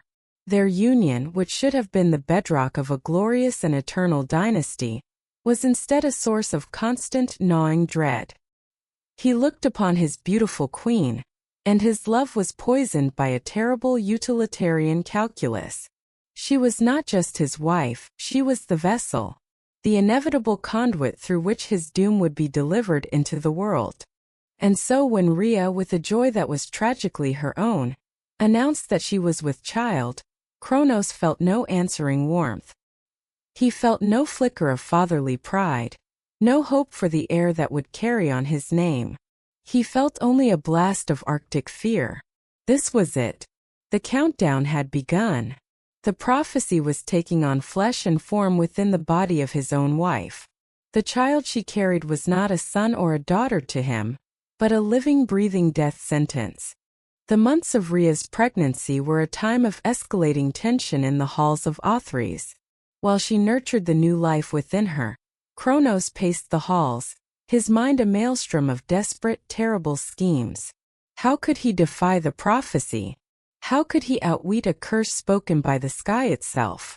Could he refuse to let the child be born? No, that was impossible. Could he destroy it upon its birth? This thought, dark and monstrous, began to take shape. The king who had built his reign on patricide now began to contemplate the necessity of filicide. The day of the birth arrived. Rhea, in a chamber filled with the gentle attendant nymphs, brought forth her firstborn. It was a goddess, beautiful and perfect, radiating a quiet, steady warmth. She was the divine embodiment of the hearth, of the sacred fire at the center of the home. Rhea cradled her daughter, her heart swelling with the pure, fierce love of a new mother. She named her Hestia. With joy and pride, she presented the infant to her husband, the king. Kronos approached. He looked down at the tiny swaddled form. He saw not a daughter. He saw not a goddess of the home. He saw a cog in the machinery of his own destruction. He saw a threat. His paranoia, which had been a simmering theoretical dread, now erupted into a monstrous, all-consuming madness. The fear of what a future son might do was so absolute that it expanded to include any child. Any heir was a potential danger, a loose thread that could unravel his entire reign. His face became a mask of cold resolve. He reached out, his great, powerful hands dwarfing the infant. Rhea, seeing the look in his eyes, felt a sudden cold premonition of horror. A cry of protest formed on her lips, but it was too late. In an act of such profound and calculated horror that it surpassed even his rebellion against Uranus, Kronos took the newborn goddess from Rhea's arms. He opened his cavernous, divine mouth, and without a moment's hesitation, he swallowed his daughter whole. He did not kill her. He could not. The children of the Titans were immortal, their divine essence indestructible. Instead, he had found a loophole, a dark and ingenious solution to his problem. He had created a new prison, one even more inescapable than Tartarus. He had imprisoned his firstborn in the living, lightless dungeon of his own divine stomach. There Hestia would live on, undying and undigested, trapped in an eternal internal darkness, unable to ever grow, to act, or to challenge his reign. She was neutralized, perfectly and perpetually contained. Rhea's scream tore through the palace. It was a sound of pure, shattered disbelief and maternal agony. She lunged forward, but it was over. She stared at her husband, at the king who had just devoured their child, and she saw not a god but a monster created by fear. Her pleas, her tears, her accusations, they broke against him like waves against a stone cliff. He was silent, his face grim, convinced he had done what was necessary. He had met the first challenge of the prophecy, and in his mind he had won. But fate is not a single event. It is a relentless, unfolding pattern. Time passed. The grief of Rhea became a constant, silent presence in the halls of Othrys. And she conceived again. A part of her prayed this child would be spared, while another part knew with chilling certainty what was to come. She gave birth to another daughter, Demeter, a goddess whose very essence was tied to the fertile earth, the bringer of grain and the harvest, the embodiment of the nourishment her mother Rhea represented. And once again, the joyous miracle of birth was followed by the same ritual of methodical madness. Kronos appeared, seized the infant Demeter from her mother's weeping grasp, and swallowed her, imprisoning her alongside her older sister in the growing, silent nursery of his gut. Rhea's heart was breaking, shattering into a million pieces. Yet she conceived again. This time she bore Hera, a goddess born with an innate air of regal authority, a future queen of the heavens. And she too was met with the same fate. Swallowed, consumed, imprisoned. The curse of Auranes was not just destroying Kronos. It was a relentless engine of horror, forcing Rhea, the titaness of motherhood, into a grotesque cycle of creation and consumption. Her divine purpose was being perverted into a continuous waking nightmare. She was a mother forced to watch her children be born only to be immediately entombed. She then bore sons. Her first son was Hades, a being of solemn, grim majesty, destined to be the lord of the unseen world of the dead. But he would never see his kingdom. Kronos swallowed him. Her second son was Poseidon, a god who pulsed with the raw, untamable power of the sea, whose might would one day shake the foundations of the very earth. He too was devoured, his oceanic fury contained within his father's belly. 5 children: Hestia, Demeter, Hera, Hades, Poseidon. 5 times Rhea had gone through the miracle of birth, only to see it end in the same monstrous, tragic act of consumption. The king had become a walking mausoleum, a living tomb for his own dynasty. He believed he had achieved the ultimate victory over fate. By consuming his offspring, he had stopped the cycle. He had prevented the prophecy of a son overthrowing him from ever coming to pass, for no son could grow to manhood within the prison of his own stomach. He had, in his mind, halted time itself, locking his children away in a timeless, actionless stasis from which they could never emerge to challenge him. But his victory was a hollow pathological illusion. In his quest to avoid becoming his father, he had become a monster far greater. Auranes had imprisoned his children out of a fearful, disgusted revulsion, hiding them away in the earth. Kronos, with cold, rational madness, had made his own body their prison. He had perverted the act of fatherhood, the impulse to protect and nurture, into an act of cannibalistic annihilation.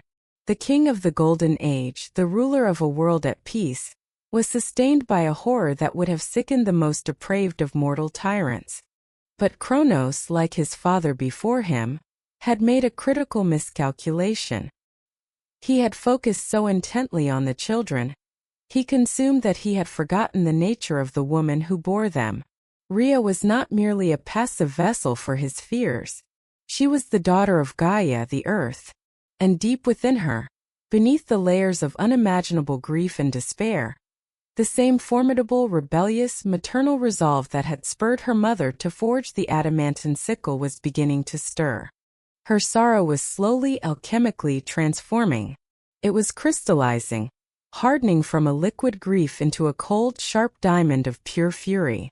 As she felt the first faint stirrings of her 6th child, her 3rd son growing within her, she made a new vow. This one would not be swallowed. This child would live. This child would be saved. The cycle of consumption would be broken. The curse of the father would finally be answered. And if she had to deceive the king of the cosmos and bring his entire golden age crashing down into ruin to do it, then that was a price she was now more than willing to pay. The mother's love, so long abused, was about to become the most dangerous and revolutionary force in the universe. There is a limit to all things, a limit to endurance, a limit to sorrow. There is a point at which grief, under the unbearable pressure of repeated trauma, no longer remains a liquid sea of despair, but crystallizes. It hardens into something new, something sharp, something unbreakable. For Rhea, the queen of the Titans and the goddess of motherhood, that point had been reached. The devouring of her 5th child, Poseidon, was the final atrocity. Her heart, so long a vessel for pain, had now become a forge for rebellion. The mother's love, the most nurturing force in the cosmos, was about to become its most revolutionary. As she felt the first stirrings of new life within her 6th child, her 3rd son, she did not feel the familiar dread. Instead, she felt a cold, clarion call to action. This child would not be a sacrifice. This child would be a sword. But she could not act alone. To defy Kronos, the paranoid king who scrutinized her every move, required a conspiracy of the highest and most ancient order. She needed allies whose power was older than his, whose grief could fathom the depths of her own. And in the entire cosmos there were only two beings who fit that description. She resolved to appeal to her own parents. In the deepest secrecy of the night, while Kronos sat upon his throne lost in his haunted thoughts, Rhea undertook a sacred and perilous journey. She went to the very edges of creation and she prayed.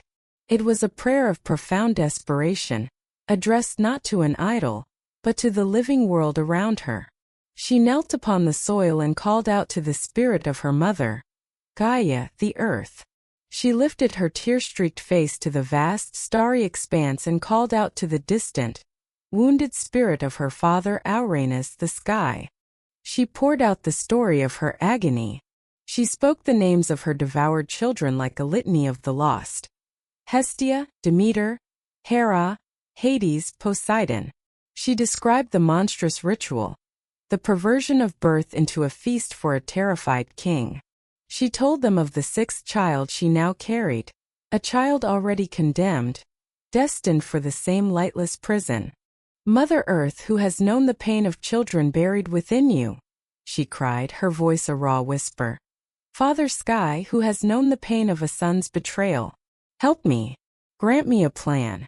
Show me how to save this last child, and how to bring a just and terrible vengeance upon Kronos for the crimes he has committed against his own blood, and against yours. And the primordial powers, the first parents, listened. They had watched this cycle unfold with a grim sense of cosmic irony. They had seen their own son, Kronos, who had risen to power as an avenger of injustice, become a tyrant far more monstrous than the one he had overthrown. He had not learned from the past. He had perfected its cruelties. They saw a chance to break the cycle, to correct the cosmic imbalance. They agreed to help their daughter. Their combined wisdom, the deep cunning of the earth and the vast perspective of the sky, formed a plan. It was a plan of deception, of hiding, and of substitution. They revealed it to Rhea. Her grief now galvanized into a focused, conspiratorial energy. Following their counsel, Rhea was to leave the oppressive fortress of Mount Othrys. She was to travel to the distant rugged island of Crete, a place where the power of Gaia was strong and wild. There on the thickly wooded slopes of Mount Dicte was a cave, its entrance shrouded by vines and ancient trees, its existence a deep secret of the earth itself. This cave would be her sanctuary, her birthing chamber, her first bastion of rebellion. When the time of her labor grew near, Rhea put the first stage of the plan into motion. She feigned illness, a deep weariness, and retreated to her chambers, ensuring Kronos believed she was preparing for another grim birth and another inevitable surrender. Then, under the cloak of a moonless night, she slipped away. Her flight was a silent, desperate act of defiance, a queen escaping her own palace, a mother racing against a prophecy. She journeyed to Crete, and the very island seemed to welcome her, its spirit recognizing her sacred purpose. She found the hidden cave on Mount Dicte, and within its cool, dark, torchlit interior, attended by the gentle nature spirits of the mountain, the Adrastean nymphs, she prepared for her final birth. There, far from the paranoid gaze of her husband, Rhea brought forth her third son. He was a child of startling vitality. As he drew his first breath, the cry that escaped his lips was not the weak wail of a normal infant. It was a sound of astonishing power, a cry that seemed to hold the nascent rumble of thunder, the crackle of lightning. It echoed through the cave, a declaration of a new kind of divinity arriving in the world. Rhea held him close, her heart flooded with the fierce, protective love she had been forced to suppress for so long. She named him Zeus. But the child's powerful cry was a danger. It could travel on the wind, reaching the sensitive ears of the Titan King. The second phase of the conspiracy immediately sprang into action.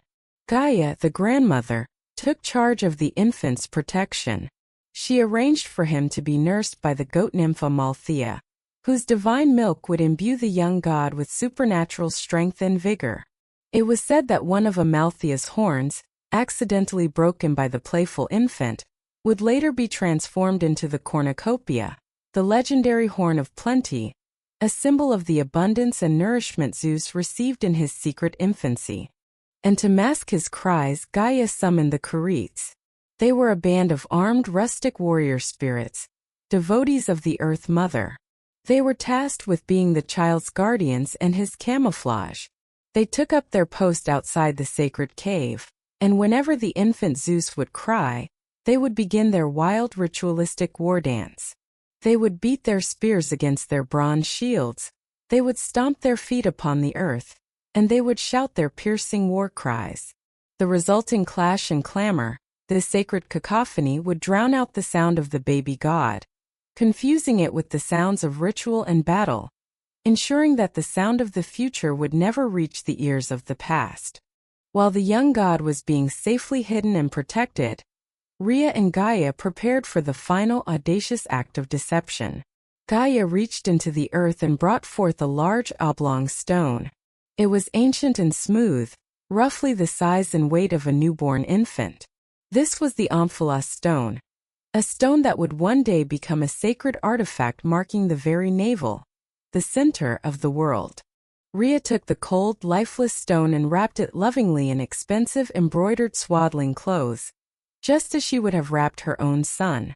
She held it in her arms, practicing the weight of the lie, her face a mask of profound, heartbreaking grief. Then, her preparations complete, she returned to Mount Othrys. She entered the great hall where Kronos waited, his pacing having worn a groove in the stone floor. He turned as she entered, his eyes immediately fixing on the swaddled bundle in her arms. Rhea approached him, her steps slow and heavy, her head bowed in a perfect performance of maternal defeat. "My lord," she said, her voice trembling with expertly feigned sorrow. "The time has come. I have borne our child." Kronos looked at the bundle. He was so consumed by his own fear, so blinded by the relentless logic of the prophecy, that he saw only what he expected to see. He saw a threat wrapped in a blanket. He did not look closely. He did not feel for the warmth of life. His madness craved only the swift, methodical resolution he had performed 5 times before. Without a word, he snatched the swaddled object from Rhea's arms. He gave it no more than a cursory glance before lifting it, opening his great mouth, and with one final desperate gulp, he swallowed the stone. He felt the heavy object slide down his throat and settle in his gut, a cold, hard weight joining the 5 immortal spirits already imprisoned there. He let out a great sigh, a sound of profound and weary relief. It was done. The 6th child was gone. The prophecy was once again thwarted. His throne was secure. He was safe. He turned away from his weeping wife, oblivious. He was oblivious to the true nature of the cold, indigestible weight that now sat in his stomach, not a child, but a permanent, stony monument to his own tyrannical folly. He was oblivious to the look of cold, triumphant fury that now replaced the grief in Rhea's eyes. And he was oblivious to the fact that, for the first time, a son of his was alive and free in the world. Far away, in a secret cave on a wild island, protected by the very earth he ruled, the last son of Kronos was safe. He was drinking the strength of the land, his cries masked by the rhythm of war, his heart burning with a destiny he did not yet understand. The bait had been taken. The trap had been sprung. The king sat upon his throne, complacent and secure, believing he had finally defeated fate. But fate was now an infant, growing stronger with every passing day. The war was no longer a distant prophecy. It was now a countdown.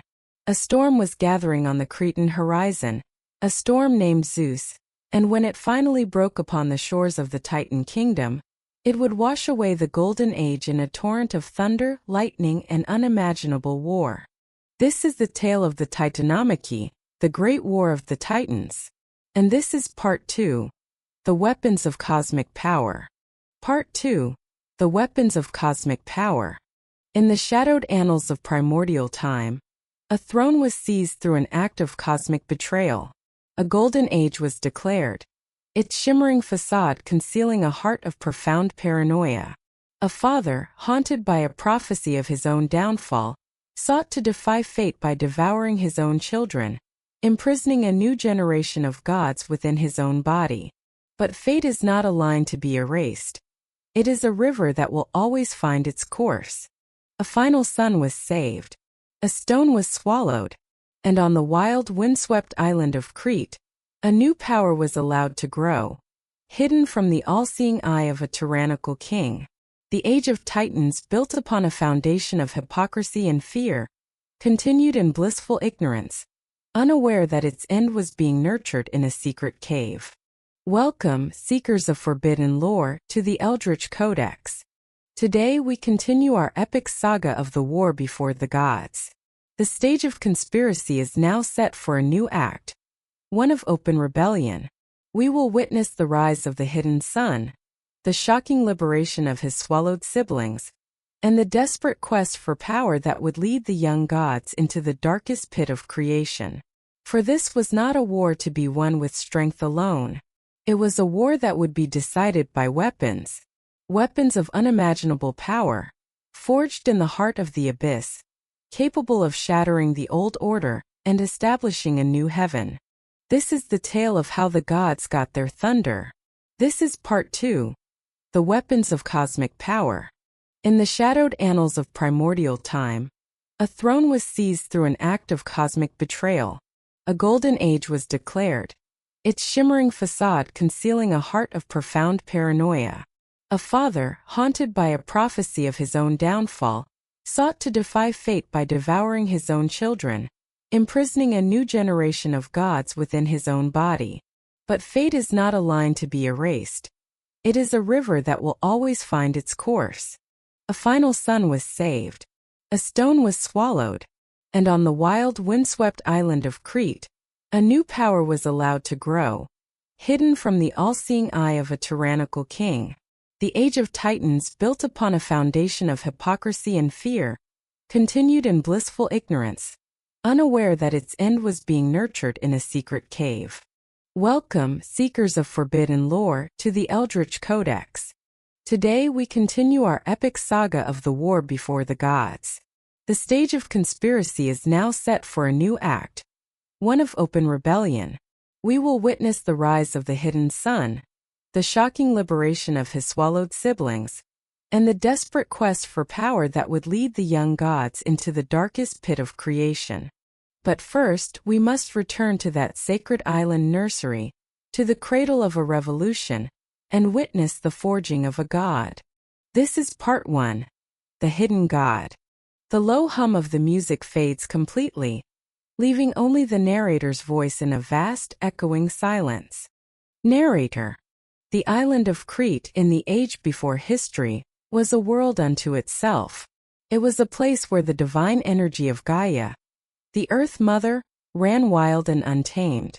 Its mountains, like the Dictys and Ida ranges, were not mere rock. They were the very knuckles of the earth, clenched in defiance. Its forests were deep and ancient, filled with spirits older than memory. Its caves were not empty hollows, but the secret, sacred wombs of the world. Crete was more than an island.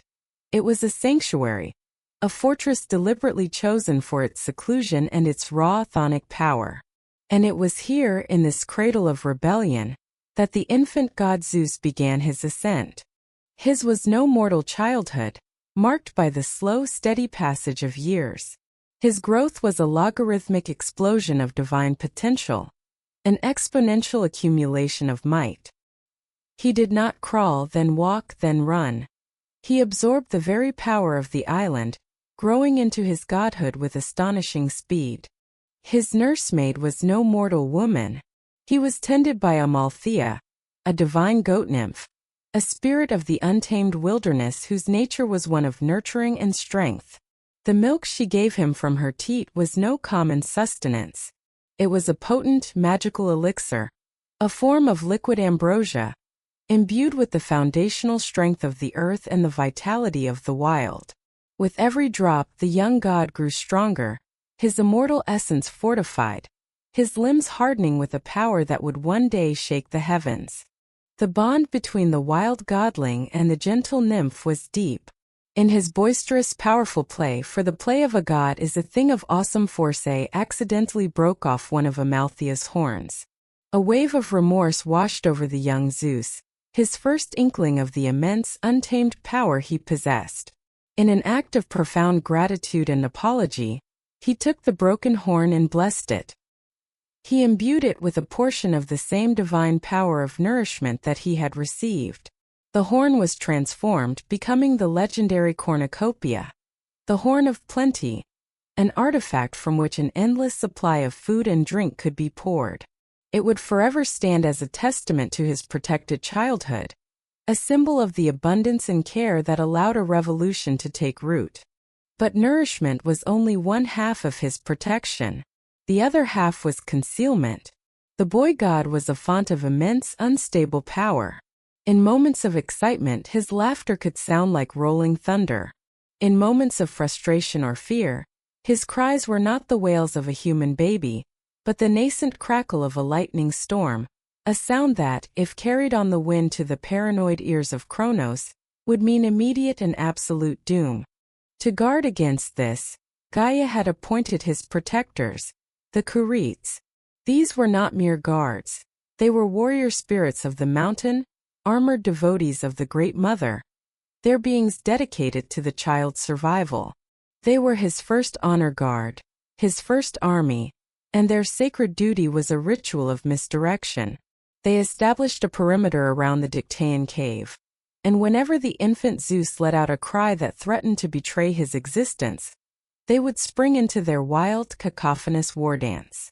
It was a symphony of sacred noise. They would beat their flat-bladed spears against their great, bronze hollow shields, creating a rhythmic, clashing clangor that mimicked the sound of a smithy or a battle. They would stomp their feet upon the earth in unison, a percussive beat that shook the ground, and they would shout their piercing war cries to the heavens, a chorus of ritualistic fury. This maelstrom of sound, this sacred din, perfectly masked the cries of the infant god, confounding any sound that might escape the island, confusing it with the harmless rituals of a warrior cult. They danced a dance of deception, and with every beat of spear on shield, they bought the future king another day of anonymity. Under this dual protection of nourishment and concealment, Zeus grew from a divine infant into a powerful young man. He was raised not in the silent, gilded halls of a palace, but in the raw, vibrant classroom of the wilderness. He learned the meaning of unyielding strength from the sheer faces of the Cretan mountains. He learned the art of cunning and stealth from the streams that cut their secret paths through the forests. He learned the nature of explosive, untamable power from the sudden, violent thunderstorms that he himself would unconsciously summon in moments of high emotion, his own divine essence reaching out and commanding the sky he was born to rule. He was a prince raised in exile, unaware of his own kingdom. He knew he was different, knew he was superior in might and spirit to the gentle nymphs and the rustic Kureets who were his only companions. He felt a great undefined purpose churning within him, a power coiled like a spring waiting for a target. But he did not know the story of his own birth. He did not know that his father was the king of the universe. He did not know that this same father was a monster who had devoured all of his siblings. He was a weapon that had not yet been aimed. The time for the revelation, the moment that would give his power its direction, was at hand. After years of wearing a mask of sorrowful submission, of playing the part of the grieving barren queen on Mount Othrys, Rhea knew the time was right. The son she had saved was no longer a helpless infant, but a god in the fullness of his might. She made another secret journey, a pilgrimage back to the cradle of her rebellion. She came to him in the Cretan wilderness, her divine form radiating a mixture of profound sorrow and fierce pride. For the first time since his birth, Zeus looked upon the face of his mother. There in the sacred shadows of Mount Dicte, the place of his birth. Rhea sat with her son and she told him everything. Her voice was a river of long-suppressed truth, and the story she told washed away the world Zeus had known and replaced it with a new, terrible and inspiring reality. She told him of the primordial war between Uranus and Gaia. She told him of the ambition and patricide of his father, Kronos. She then spoke the prophecy, the dying curse of Uranus that had become the central, governing fear of Kronos' entire reign. She explained that he, Zeus, was the son of that prophecy. Then, with tears of divine sorrow streaming down her face, she spoke the names of his siblings, her lost children. She made him see them not as abstract concepts but as living beings. Hestia, goddess of the hearth. Demeter, goddess of the harvest. Hera, the queenly goddess. Hades, the solemn lord. Poseidon, the earth-shaking god. She described their majesty, their power, and their horrific fate, painting a visceral picture of their father not as a king, but as a terrified cannibal, a god so consumed by fear that he had turned his own body into a tomb for his children. Finally, she revealed the great deception. She told him of the Omphalos stone, the cold, dead rock wrapped in swaddling clothes that he had been exchanged for. She explained how his own life was owed to a trick, a mother's desperate lie. As Zeus listened, the world reconfigured itself around him. The pieces of his life, which had seemed random and disconnected, now snapped into a coherent, terrifying, and glorious pattern. His innate stormy power was not an accident. It was his birthright as the future sky god.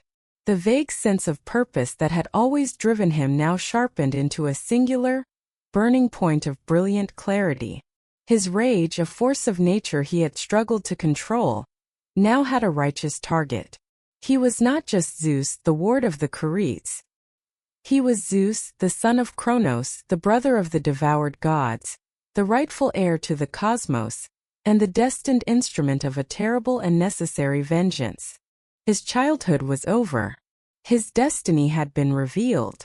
His war was about to begin. But how? How could one young god, unknown and unproven, with no army save for a few nature spirits, challenge the established monarch of all existence? A direct, frontal assault on the Titan fortress of Mount Othrys would be glorious, but it would be suicide. Kronos was surrounded by the full might of the elder Titans, beings whose power had defined the cosmos for an age. No, this first move could not be one of strength but of cunning. It had to be a move of poetic justice. Kronos was a king defined by his mouth, by the monstrous act of swallowing. The first step to defeating him, therefore, would not be to attack him, but to make him undo his own crime. He had to be made to disgorge the past, to vomit forth the very gods he had consumed. The objective was clear, but the method was not. This would require more than just strength. This would require a plan of exquisite subtlety. It would require a trick, a special kind of poison, and an ally whose wisdom was as sharp and refined as Kronos' fear was blunt and overwhelming. The hidden god needed to find his first partner in cosmic revolution. The revelation on Crete had acted like a lightning strike on the soul of Zeus. The formless energy of his youth now had a singular, incandescent purpose. But purpose without a plan is merely a prelude to martyrdom. Zeus understood, with an innate strategic clarity that would come to define him, that the throne of the cosmos could not be taken by brute force alone. Kronos was too powerful, too entrenched, his fortress on Mount Othrys too formidable. The first battle of this war would not be fought with fists, but with wits. It would be a battle of infiltration, deception, and pharmacology. The objective was as symbolic as it was strategic: to liberate his siblings, to undo the foundational crime of his father's reign, and in doing so, to raise an army of allies from within the enemy's own body. To achieve this, Zeus needed more than just his own burgeoning power. He needed a different kind of strength. He needed wisdom, cunning wisdom. And in the vast and varied family of the gods, there was one name that was synonymous with that very concept. He sought out the Titaness Métis. Her name itself was a definition of her power, meaning cunning wisdom, skill, or craft. She was not one of the 12 elder titans who ruled from Othries, but an Oceanid, a daughter of the neutral and ancient titan Oceanus. This gave her a unique perspective, an outsider's view of the conflict. Her mind did not operate on the grand elemental scale of her cousins. It moved with a subtle, intricate, and profound intelligence. She was the personification of strategic thought, of finding the elegant solution within the impossible problem. She saw the hidden patterns in the weave of reality, the fine threads that, if pulled correctly, could unravel the mightiest of tapestries. To recruit Métis would be to gain an intellectual weapon more potent than any physical one. Zeus laid his situation before her. He spoke of his identity, his father's crimes, and his ultimate goal. Not just vengeance but liberation. He did not ask her to join him in open battle. He presented her with a puzzle, a challenge worthy of her unique intellect. He needed a way to force the immortal king of the Titans to disgorge 5 other immortal gods, unharmed but freed. He needed a key to unlock a living prison. Métis, intrigued by the young god's audacity and the sheer complexity of the problem, agreed to help. Her mind, a laboratory of divine alchemy and cosmic properties, set to work. She knew that a common poison would be useless against a being like Kronos. She needed to create not an agent of death, but an agent of rebellion, an elixir that would cause the king's own body to violently reject its prisoners. She prepared a special potion, a magical emetic of unparalleled potency. The base may have been familiar substances, a mixture of biting mustard and sharp salt, but its true power lay in its magical infusion. Métis imbued the liquid with the very essence of truth and the fundamental principle of expulsion. It was a potion designed to make a body recognize a foreign element and cast it out, no matter how long it had been contained.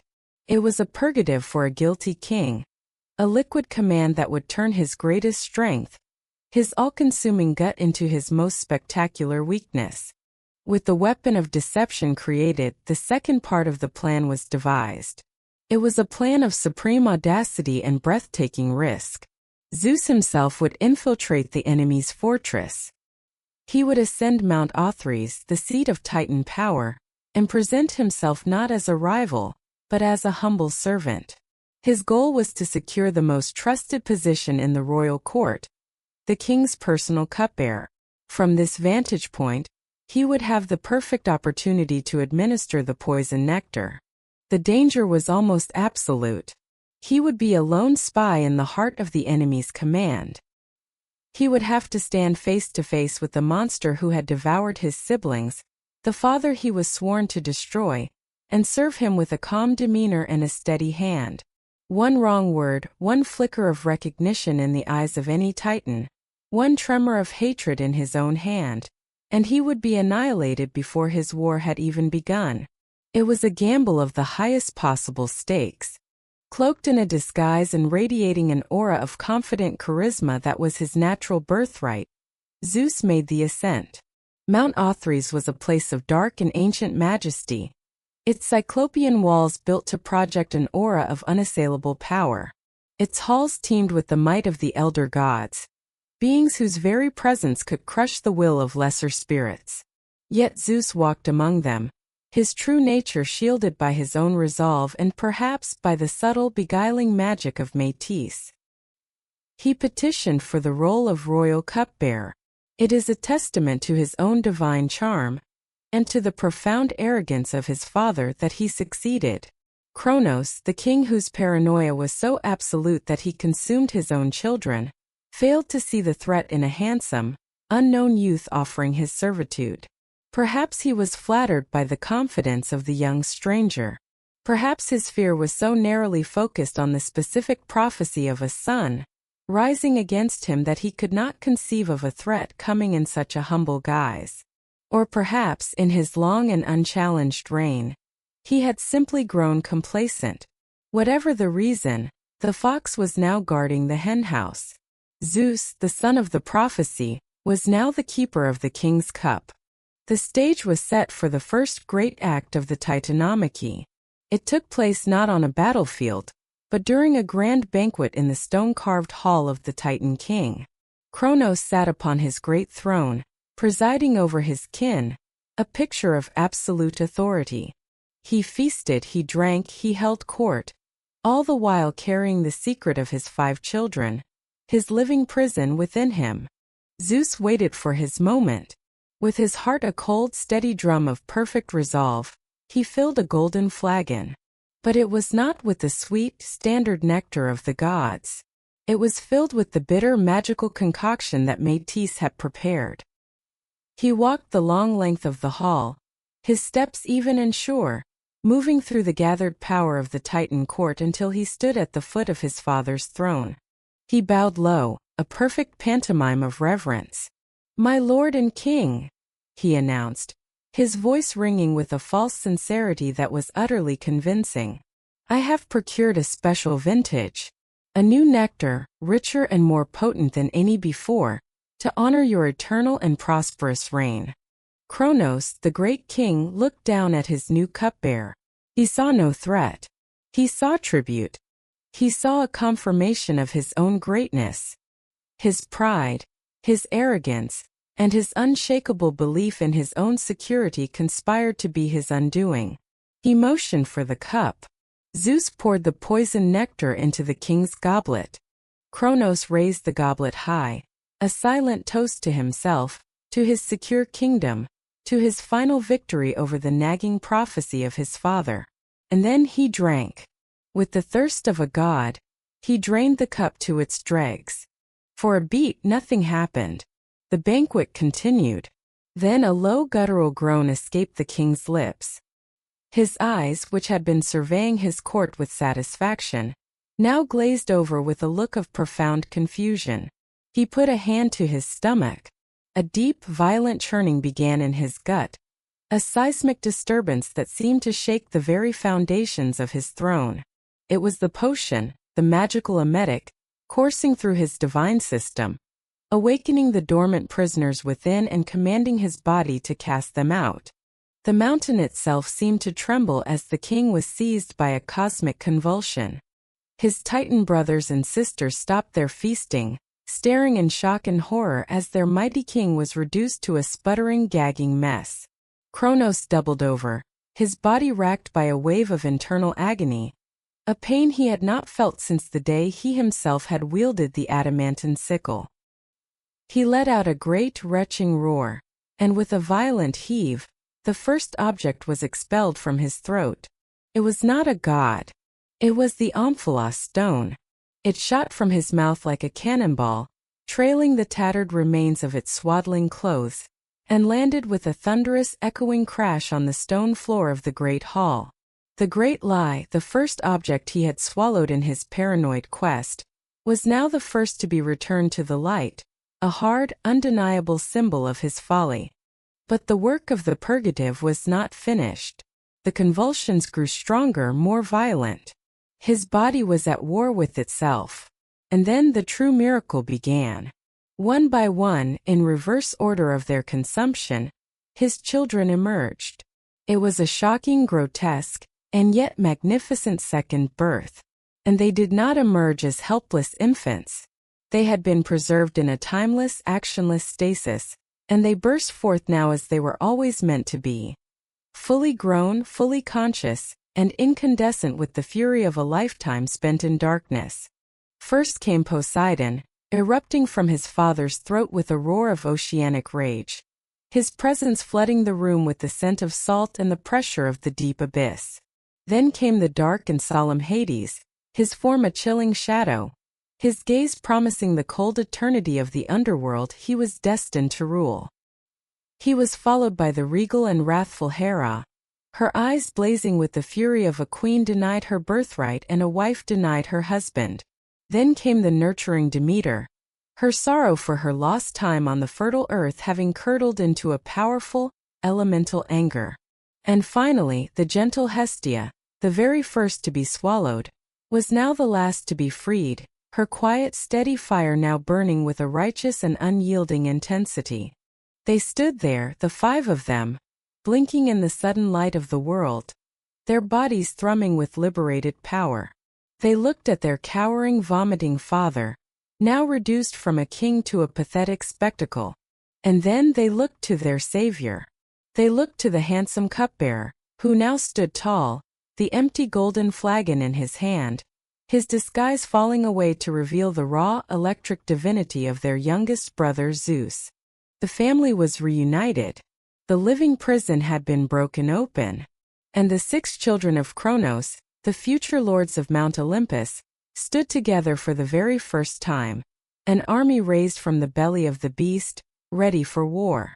The great hall of Mount Othries, for ages the unassailable heart of Titan power, had been transformed in an instant. It was no longer a throne room but a crime scene. The evidence of the king's monstrous secret lay strewn across the floor. A cold, hard stone, the tattered remains of swaddling clothes, and the lingering acrid scent of a magical purgative. But most damning of all was the living evidence. The 5 gods, magnificent and terrible in their incandescent rage, stood before their father, a divine tribunal born from his own gut. Kronos, weakened and humiliated, his body still trembling from the violent, cosmic exorcism, stared in abject horror. The prophecy he had dedicated his entire reign to preventing had not only come to pass, but it had manifested in a way his paranoia could never have conceived. He had feared a single sun rising against him. Instead, he had created an entire pantheon of enemies, each one a powerhouse, their strength undiluted by the passage of time, their hearts united by the shared trauma of their imprisonment. His ultimate solution had become his ultimate vulnerability. The 6 siblings, the future Olympians, stood together for the first time as free beings. A current of recognition, a bond forged in the silent darkness of their shared prison, passed between them. They looked upon Hestia's quiet fire, Demeter's earthy power, Hera's regal fury, Hades's grim majesty, and Poseidon's oceanic rage. And then they all looked to their youngest brother Zeus. He was not just another sibling. He was their liberator. He had not shared their prison, yet he had felt their plight and had dared to act. By right of his courage, his cunning and his unwavering resolve, his leadership was sealed in that moment, not by election but by acclamation. Zeus took a step forward, his disguise now completely gone, revealing the full, crackling aura of his power. The pretense of servitude was over. His gaze, cold and hard as adamant, locked onto the trembling form of his father. When he spoke, his voice was no longer the deferential tone of a cupbearer. It was the voice of a rival king, a voice that boomed with the nascent power of the storm, echoing through the great hall and shaking the very foundations of the mountain. "Father," he began, the word dripping with scorn, "your reign of fear and consumption is over. I am Zeus, your son, the one you failed to swallow. And these are my brothers and my sisters, the children you sought to erase. We have come not to serve but to rule. This day, I declare war upon you and upon the corrupt order of the Titans." This was not a threat. It was a declaration that ripped through the fabric of the cosmos. It was a formal call to arms, a seismic shockwave that forced every divine and semi-divine being in existence to confront a terrible choice. The universe was now a state in civil war. There was no more neutrality. There was only the past and the future, the old guard and the new generation. The lines were drawn in the stone of Mount Othries. Kronos, his initial shock now crystallizing into pure, unadulterated fury, staggered to his feet. His roar of rage was the sound of a wounded tyrant, a sound that promised annihilation. He was no longer the cunning, paranoid king, but a cornered beast. He called to his kin, his mighty Titan brothers and sisters who had gathered for the feast and were now witnesses to his disgrace. His voice boomed with the authority of ages. He put the choice to them, stark and absolute. Stand with him, the king who had given them an age of power and unchallenged dominion. the sovereign who had presided over the Golden Age, or side with these unproven upstarts, these children born of his own flesh, who sought to tear down the very world they had built. For most of the elder titans, the first generation of gods, the choice was simple, if grim. Their power, their prestige, their very identities were inextricably linked to Kronos and his regime. The great Hyperion, lord of the East, the intellectual Zeus, the pillar-like Crius, and the others, they were the establishment. They were conservatives, not in a political sense but in a cosmic one. Their purpose was to conserve the existing order. They saw Zeus and his siblings not as liberators, but as anarchists, a chaotic and dangerously dynamic force that threatened to shatter their serene, predictable world. They rallied to their king's side, their immense forms gathering on the slopes of Mount Othrys, transforming the mountain fortress into the heavily armed capital of a divine empire preparing for war. But the unity of the Titan dynasty, once thought absolute, began to fracture. The choice was not unanimous. Among the second generation of Titans, the sons of the grim Iapetus, there was dissent. Prometheus, whose name meant forethought, possessed an intellect that saw beyond the immediate conflict. He analyzed the raw, untamed power of the new gods, the crackling energy of Zeus, the elemental fury of Poseidon, and he compared it to the static, complacent might of the old order. He knew that stagnant power, no matter how great, is always destined to be overthrown by dynamic power. He saw the future, and the future was Olympian. Casting his lot with Zeus, he brought his brilliant strategic mind to the rebellion. His slow-witted brother Epimetheus, whose name meant afterthought, followed his clever sibling as he always did. Even among the elder generation, there were crucial abstentions that weakened Kronos' position. Themis, the solemn Titaness of divine law and order, saw this not as a conflict between right and wrong, but as a dynastic struggle, a natural if violent transfer of power. Her domain was law itself, an abstract principle that must serve whatever regime held the throne. To take a side would be to compromise her very essence. So she, and her sister Mnemosyne, the Titaness of memory, who knew she would be required to remember the deeds of the victors, no matter who they were, declared a strict and principled neutrality.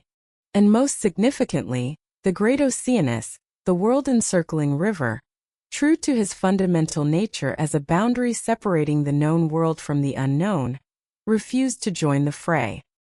He withdrew his vast, watery form and his countless progeny, the 3,000 river gods and 3,000 ocean nymphs, from the conflict.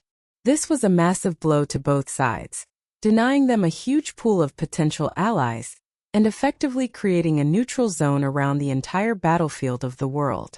But perhaps the most telling abstention was that of Gaia herself, the Great Mother, the architect of this entire affair, who had instigated the first rebellion and saved the infant Zeus, now watched in horror as her children and grandchildren prepared to tear the world, her very body, apart. This was not the clean, swift coup she had envisioned. This was to be a war of annihilation. Pained and torn between her descendants, she retreated into a sorrowful neutrality, her heart aching with every tremor of the impending conflict. Zeus, now the undisputed leader of the new faction, knew they could not remain on Othrys. He led his 5 siblings away from the heart of their father's power. They needed their own fortress, their own mountain from which to launch their assault. They journeyed north across the plains of Thessaly, to the highest and most majestic peak in all of Greece, a mountain whose summit was so high it was perpetually shrouded in clouds, a natural throne that seemed to scrape the floor of heaven itself. This was Mount Olympus.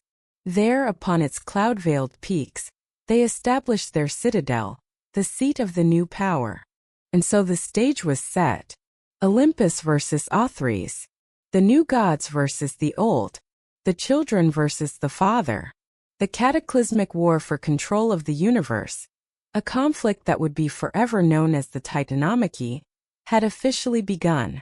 What followed was a decade of unimaginable horror. 10 long brutal years the cosmos bled and burned. This was not a war as mortals understand it, with battle lines and strategic retreats. It was a decade-long rolling cataclysm that engulfed the entire world. It was a war where the combatants did not wield swords, but the very forces of nature. Mountains were ripped from their geological foundations and hurled across the sky as crude missiles, their impacts scarring the face of the planet. Rivers were boiled into steam by the heat of divine rage. The war cries of the gods were thunderous blasts that shook the firmament, and the searing power of the Titans scorched entire continents. Yet, for 10 grinding, destructive years, neither side could gain the upper hand. It was a perfect, horrifying stalemate. The dynamic, ferocious energy of the 6 Olympians, bolstered by the cunning of Prometheus, was perfectly matched by the sheer, overwhelming, entrenched power of Kronos and his Titan allies. Every Olympian victory was met with an equal and devastating Titan counterattack. Every territorial gain was pushed back. The war became a meat grinder of cosmic proportions, a locked, horrifying equilibrium of destruction. The universe was tearing itself apart, with no end in sight. A new strategy was needed. A new weapon had to be found. For a war between immortals, if left to strength alone, would never ever end. 10 years. For a mortal, it is a significant portion of a lifetime. For a god, it is but a fleeting moment. But for a universe at war, 10 years is an eternity of agony. A decade of unceasing, cataclysmic violence had turned the world, the body of Gaia, into a scarred and weeping battlefield. The initial furious charge of the newly freed Olympians had been met with the immovable, adamant resolve of the established Titan regime. The war had devolved into a brutal, grinding war of attrition, a perfect and horrifying equilibrium of destruction. On the peaks of Mount Olympus, Zeus and his siblings faced a grim reality. Their raw power, their righteous fury, and even the cunning strategies of Prometheus were not enough to break the deadlock. The Titans, led by the desperate and savage Kronos, were simply too numerous, their combined strength too great. For every inch of ground the Olympians gained, the Titans would reclaim it with overwhelming force. For every Titan warrior struck down, another would rise to take his place. It became clear to Zeus that this war could not be won through conventional means. A stalemate between immortal armies is not a precursor to peace. It is a prelude to eternal conflict. To break the stalemate, they needed more than just another warrior. They needed an advantage so profound it would shatter the balance of power completely. They needed a new variable, a force of nature that the Titans could not counter. They needed an ultimate weapon. It was in this moment of strategic desperation that Gaia, the Earth Mother, could no longer maintain her sorrowful neutrality. The endless war was a perpetual torment to her physical and spiritual form. Her flesh was being rent, her mountains toppled, her seas boiled. Her children and grandchildren were locked in a seemingly endless cycle of mutual annihilation upon her very back. Her desire for an end to the conflict now outweighed her reluctance to intervene. She decided to act, not by lending her own considerable might to either side, but by offering a piece of ancient, buried wisdom. Her memory was the memory of the earth itself, running deeper than any other being's.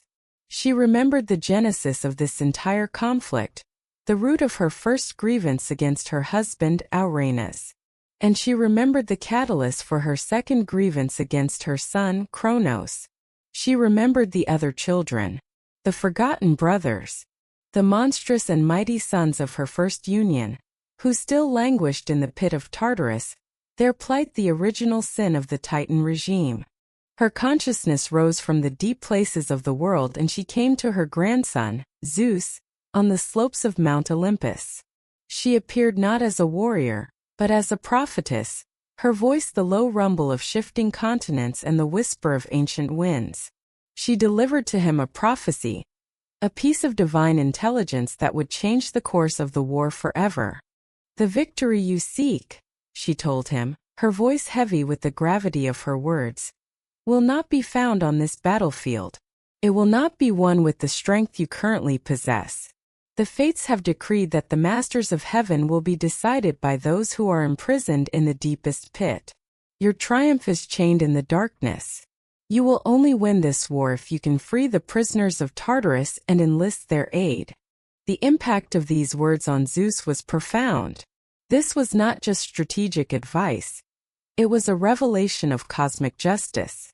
The key to overthrowing Kronos lay in rectifying his first and greatest crime. The Titan King's hypocrisy was now to be his doom. His failure to liberate his Cyclopean and Hecatoncheir brothers, the very act he had used to justify his own rebellion against Uranishad, left a weapon of unimaginable power lying dormant in the arsenal of his enemies. Gaia's prophecy was a roadmap to that weapon. Zeus understood instantly. The path to the throne of heaven led directly through the heart of hell. He had to succeed where Kronos had so cynically failed. He had to become the liberator his father had only pretended to be. His mission was no longer simply to conquer Othrys, but to first descend into the abyss. The journey to Tartarus is the ultimate descent. It is not a physical journey in the mortal sense, but a spiritual and dimensional one. A peeling back of all the layers of reality. Zeus, cloaking himself in his own divine authority, began his solitary quest. He traveled down, past the sunlit world of the living, and breached the veil into the gloomy twilight realm of the underworld, the kingdom his brother Hades was destined to rule. He passed by the river Styx, the boundary of the dead, and the great bronze gates guarded by the monstrous hound Cerberus. But his journey was not over. For Tartarus, the place, the entity, was as far beneath the deepest part of the underworld as the heavens were above the surface of the earth. It was a realm of absolute nothingness, a void within a void, a pit of profound soul-crushing darkness and inconceivable pressure. It was the universe's ultimate dungeon, its walls forged from divine law, its atmosphere the very essence of despair. It was a prison designed to contain primordial gods, and its security was absolute. But Zeus was not coming as a tourist. He was coming as a liberator with a key, the promise of vengeance. With his own celestial light pushing back against the oppressive gloom, he descended into the abyss, a lone star falling into an infinite black sea. The air, if it could be called that, was thick with the silent screams of eons of imprisonment. His goal was twofold. He sought two sets of uncles, two distinct forms of power that, when combined, would be unstoppable. First, he sought the craftsmen, the engineers of divine power. He sought the forgotten forge. Deeper and deeper he went, into a darkness so complete it felt solid. And there he found them, chained with bonds of adamant, the same unbreakable substance their mother had used to forge the sickle, were the three elder Cyclopes. Brontes, the thunderer, Steropes, the lightner, and Argesh, the vivid flasher. They were not dead. Immortals cannot die. But they were dormant, their great inner forges, the source of their power and creativity, banked and cooled to a mere ember. Ages upon ages of sensory deprivation and hopeless imprisonment had filled them with a deep, cold, implacable bitterness. They were beings of craft and fire, and they had been condemned to an eternity of cold darkness. Their hatred for Kronos, the king who had promised them freedom only to abandon them to their fate, was a thing of terrible purity. When Zeus approached, a figure of radiant, living light in their eternal night, their first reaction was suspicion. His face, his form, carried the lineage of their jailers, the blood of Uranus who had first cast them down, and the blood of Kronos who had left them there. Their single, great eyes, slowly blinking open after an age of slumber, regarded him with ancient hostility. But Zeus did not approach them with the arrogance of a king demanding tribute. He came to them as a fellow son of Gaia, as a liberator, as an agent of their shared revenge. He did not issue commands. He told them his story, and in doing so he told them theirs. He spoke of Kronos' hypocrisy, of his paranoid reign, of the great war that now raged above, a war born from the same tyranny that had kept them in chains. He was offering them not just a chance at freedom, but a chance to be the architects of their jailer's destruction. And then he made his offer. He promised to shatter their bonds. He promised them a place of honor in the new cosmic order he intended to build. And he promised them the one thing they craved more than anything: a chance to fire up their forges once more, to feel the heat of creation, to practice their sacred craft and unleash their full power upon the king who had wronged them. To seal this pact, to reawaken their primordial might which had atrophied over the long ages, he offered them the food and drink of the gods. He gave them sweet nectar and divine ambrosia, substances they had never tasted. As the celestial nourishment flowed through them, it was like pouring fuel onto a dying ember. Their dormant power roared back to life with explosive force. The single eye of each great smith began to glow, first with a dull red, then a bright orange, until each one burned with the white-hot intensity of a star. The inner forges of their souls were reignited. With a collective roar that was the sound of a volcano erupting, they flexed their prodigious muscles. The adamantine chains, once thought unbreakable, strained, groaned, and then shattered into 1,000 pieces, their fragments dissolving into the endless gloom. The elder Cyclopes were free. Their gratitude to Zeus was absolute. But even more powerful than their gratitude was their thirst for vengeance. They pledged their eternal allegiance to the young god who had given them back their freedom and their purpose.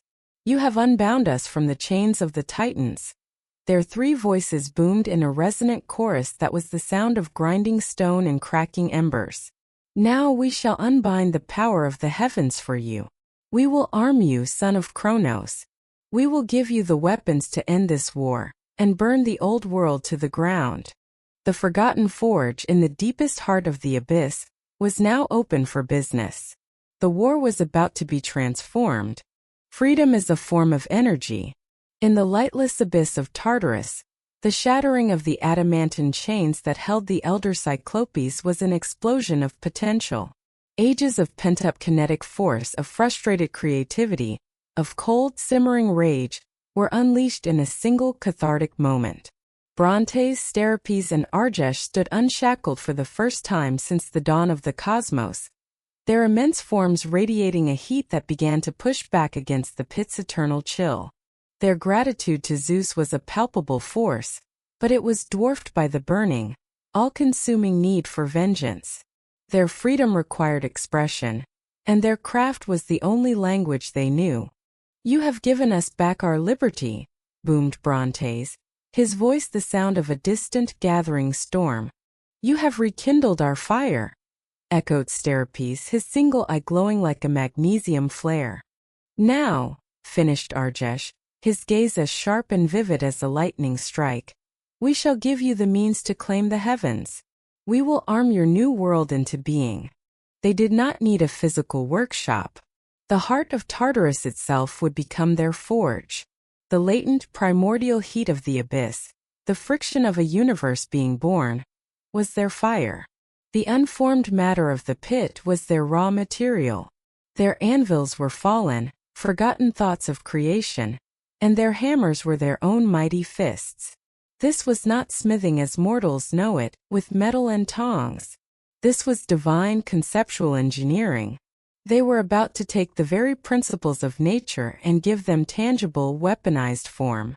At a gesture from Zeus, his two brothers, who had journeyed with him into the abyss, stepped forward from the shadows. The solemn, grim-faced Hades and the tempestuous, sea-smelling Poseidon.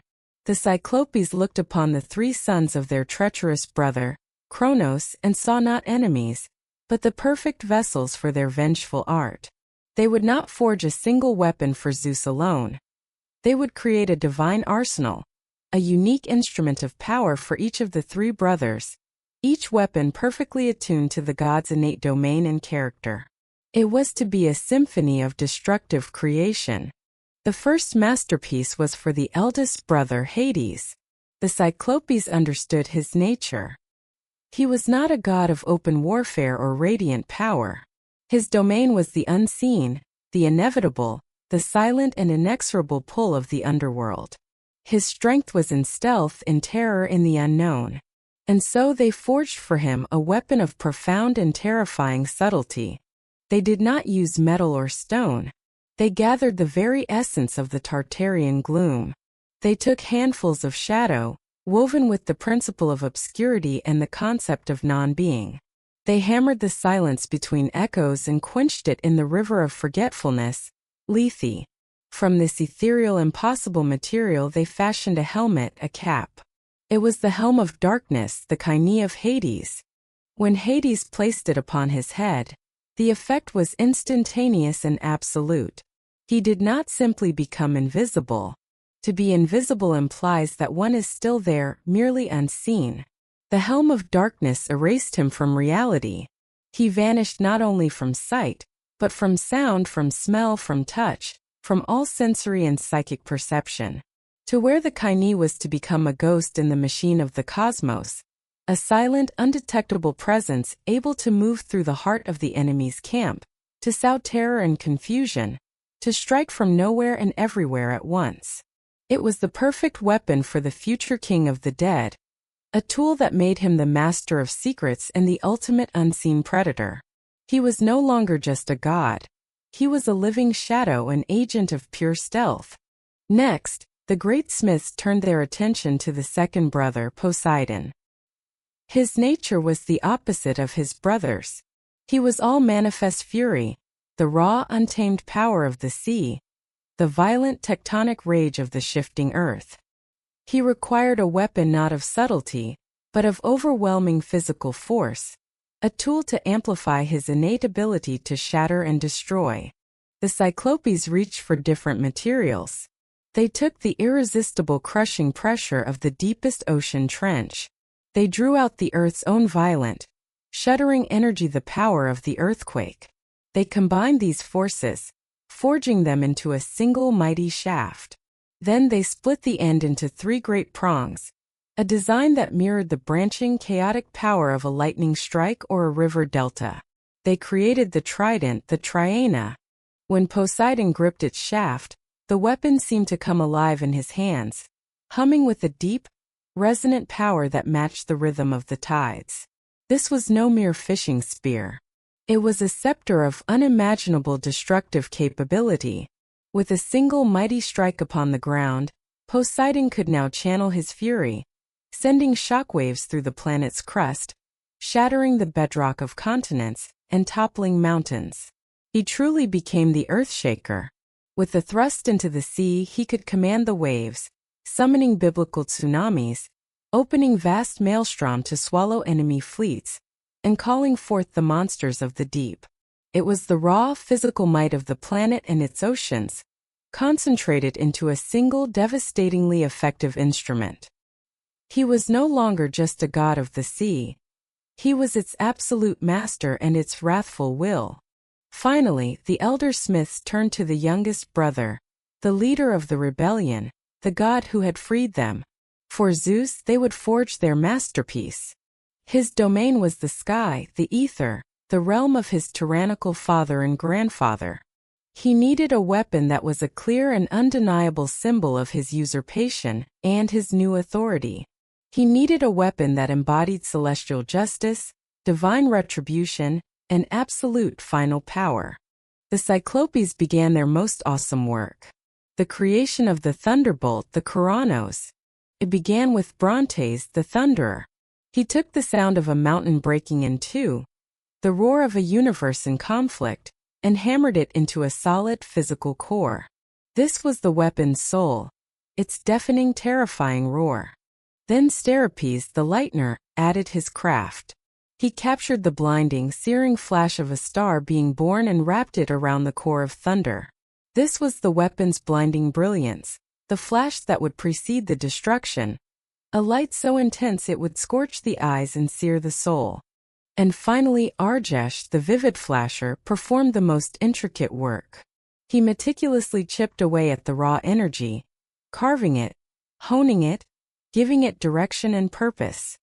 He created the jagged, forked bolts that would arc from the main shaft, each one a tendril of unerring, intelligent fire, capable of striking a single hair on a distant enemy or incinerating an entire army. He gave the weapon its aim. They presented the finished work to Zeus. It was not merely a bolt of lightning captured in his hand. It was a living, pulsing object, a scepter of pure celestial fire. It hummed with unimaginable power, its light so brilliant it illuminated the entirety of the Tartarian pit, casting out shadows that had existed for eons. It felt not like a tool but like an extension of his own arm, his own will. In his hand, the thunderbolt was a weapon of both infinite destructive capability and perfect, pinpoint accuracy. It was the ultimate symbol of his authority as the new god of the sky, a power his predecessors had wielded as an abstract concept, but which he now held, physically and undeniably, in his fist. The three sons of Kronos were now armed. Hades with the power of absolute stealth and terror. Poseidon with the physical might to shatter the world. And Zeus with the very fire of heaven itself. The balance of the war had been irrevocably broken. The years of stalemate were over. As the three gods, now armed with weapons forged from vengeance in the heart of the abyss, prepared to ascend back to the battlefield, they knew the nature of the conflict had changed. This was no longer a war of attrition. It was about to become a war of annihilation. The Olympians were returning, and this time, they were bringing thunder, earthquakes, and the terrifying silence of the unseen. The Titans on Mount Othrys had no idea what was about to hit them. And so another chapter in this cosmic war comes to a close. The pieces on the great board have been moved, alliances have been forged in the darkest of pits, and the very nature of the conflict has been irrevocably altered by ambition and by fate. The universe stands on the precipice of a new, more violent era. As the powers of the old world and the new prepare for their final cataclysmic confrontation. What new horrors and heroics await? What will be the final outcome when the fire of the heavens is unleashed against the unyielding strength of the elder gods? That is a story for our next chapter in this epic saga. Thank you for joining us on this journey into the mists of primordial time, here at the Eldritch Codex. If you wish to witness the unfolding of this grand cosmic drama, be sure to subscribe and ring the bell of notification, so you do not miss the next installment of the Titanomachy Explained. Until then, walk carefully in the shadows of the old gods, for their stories are our own, written in thunder and stone, and their echoes have not faded yet.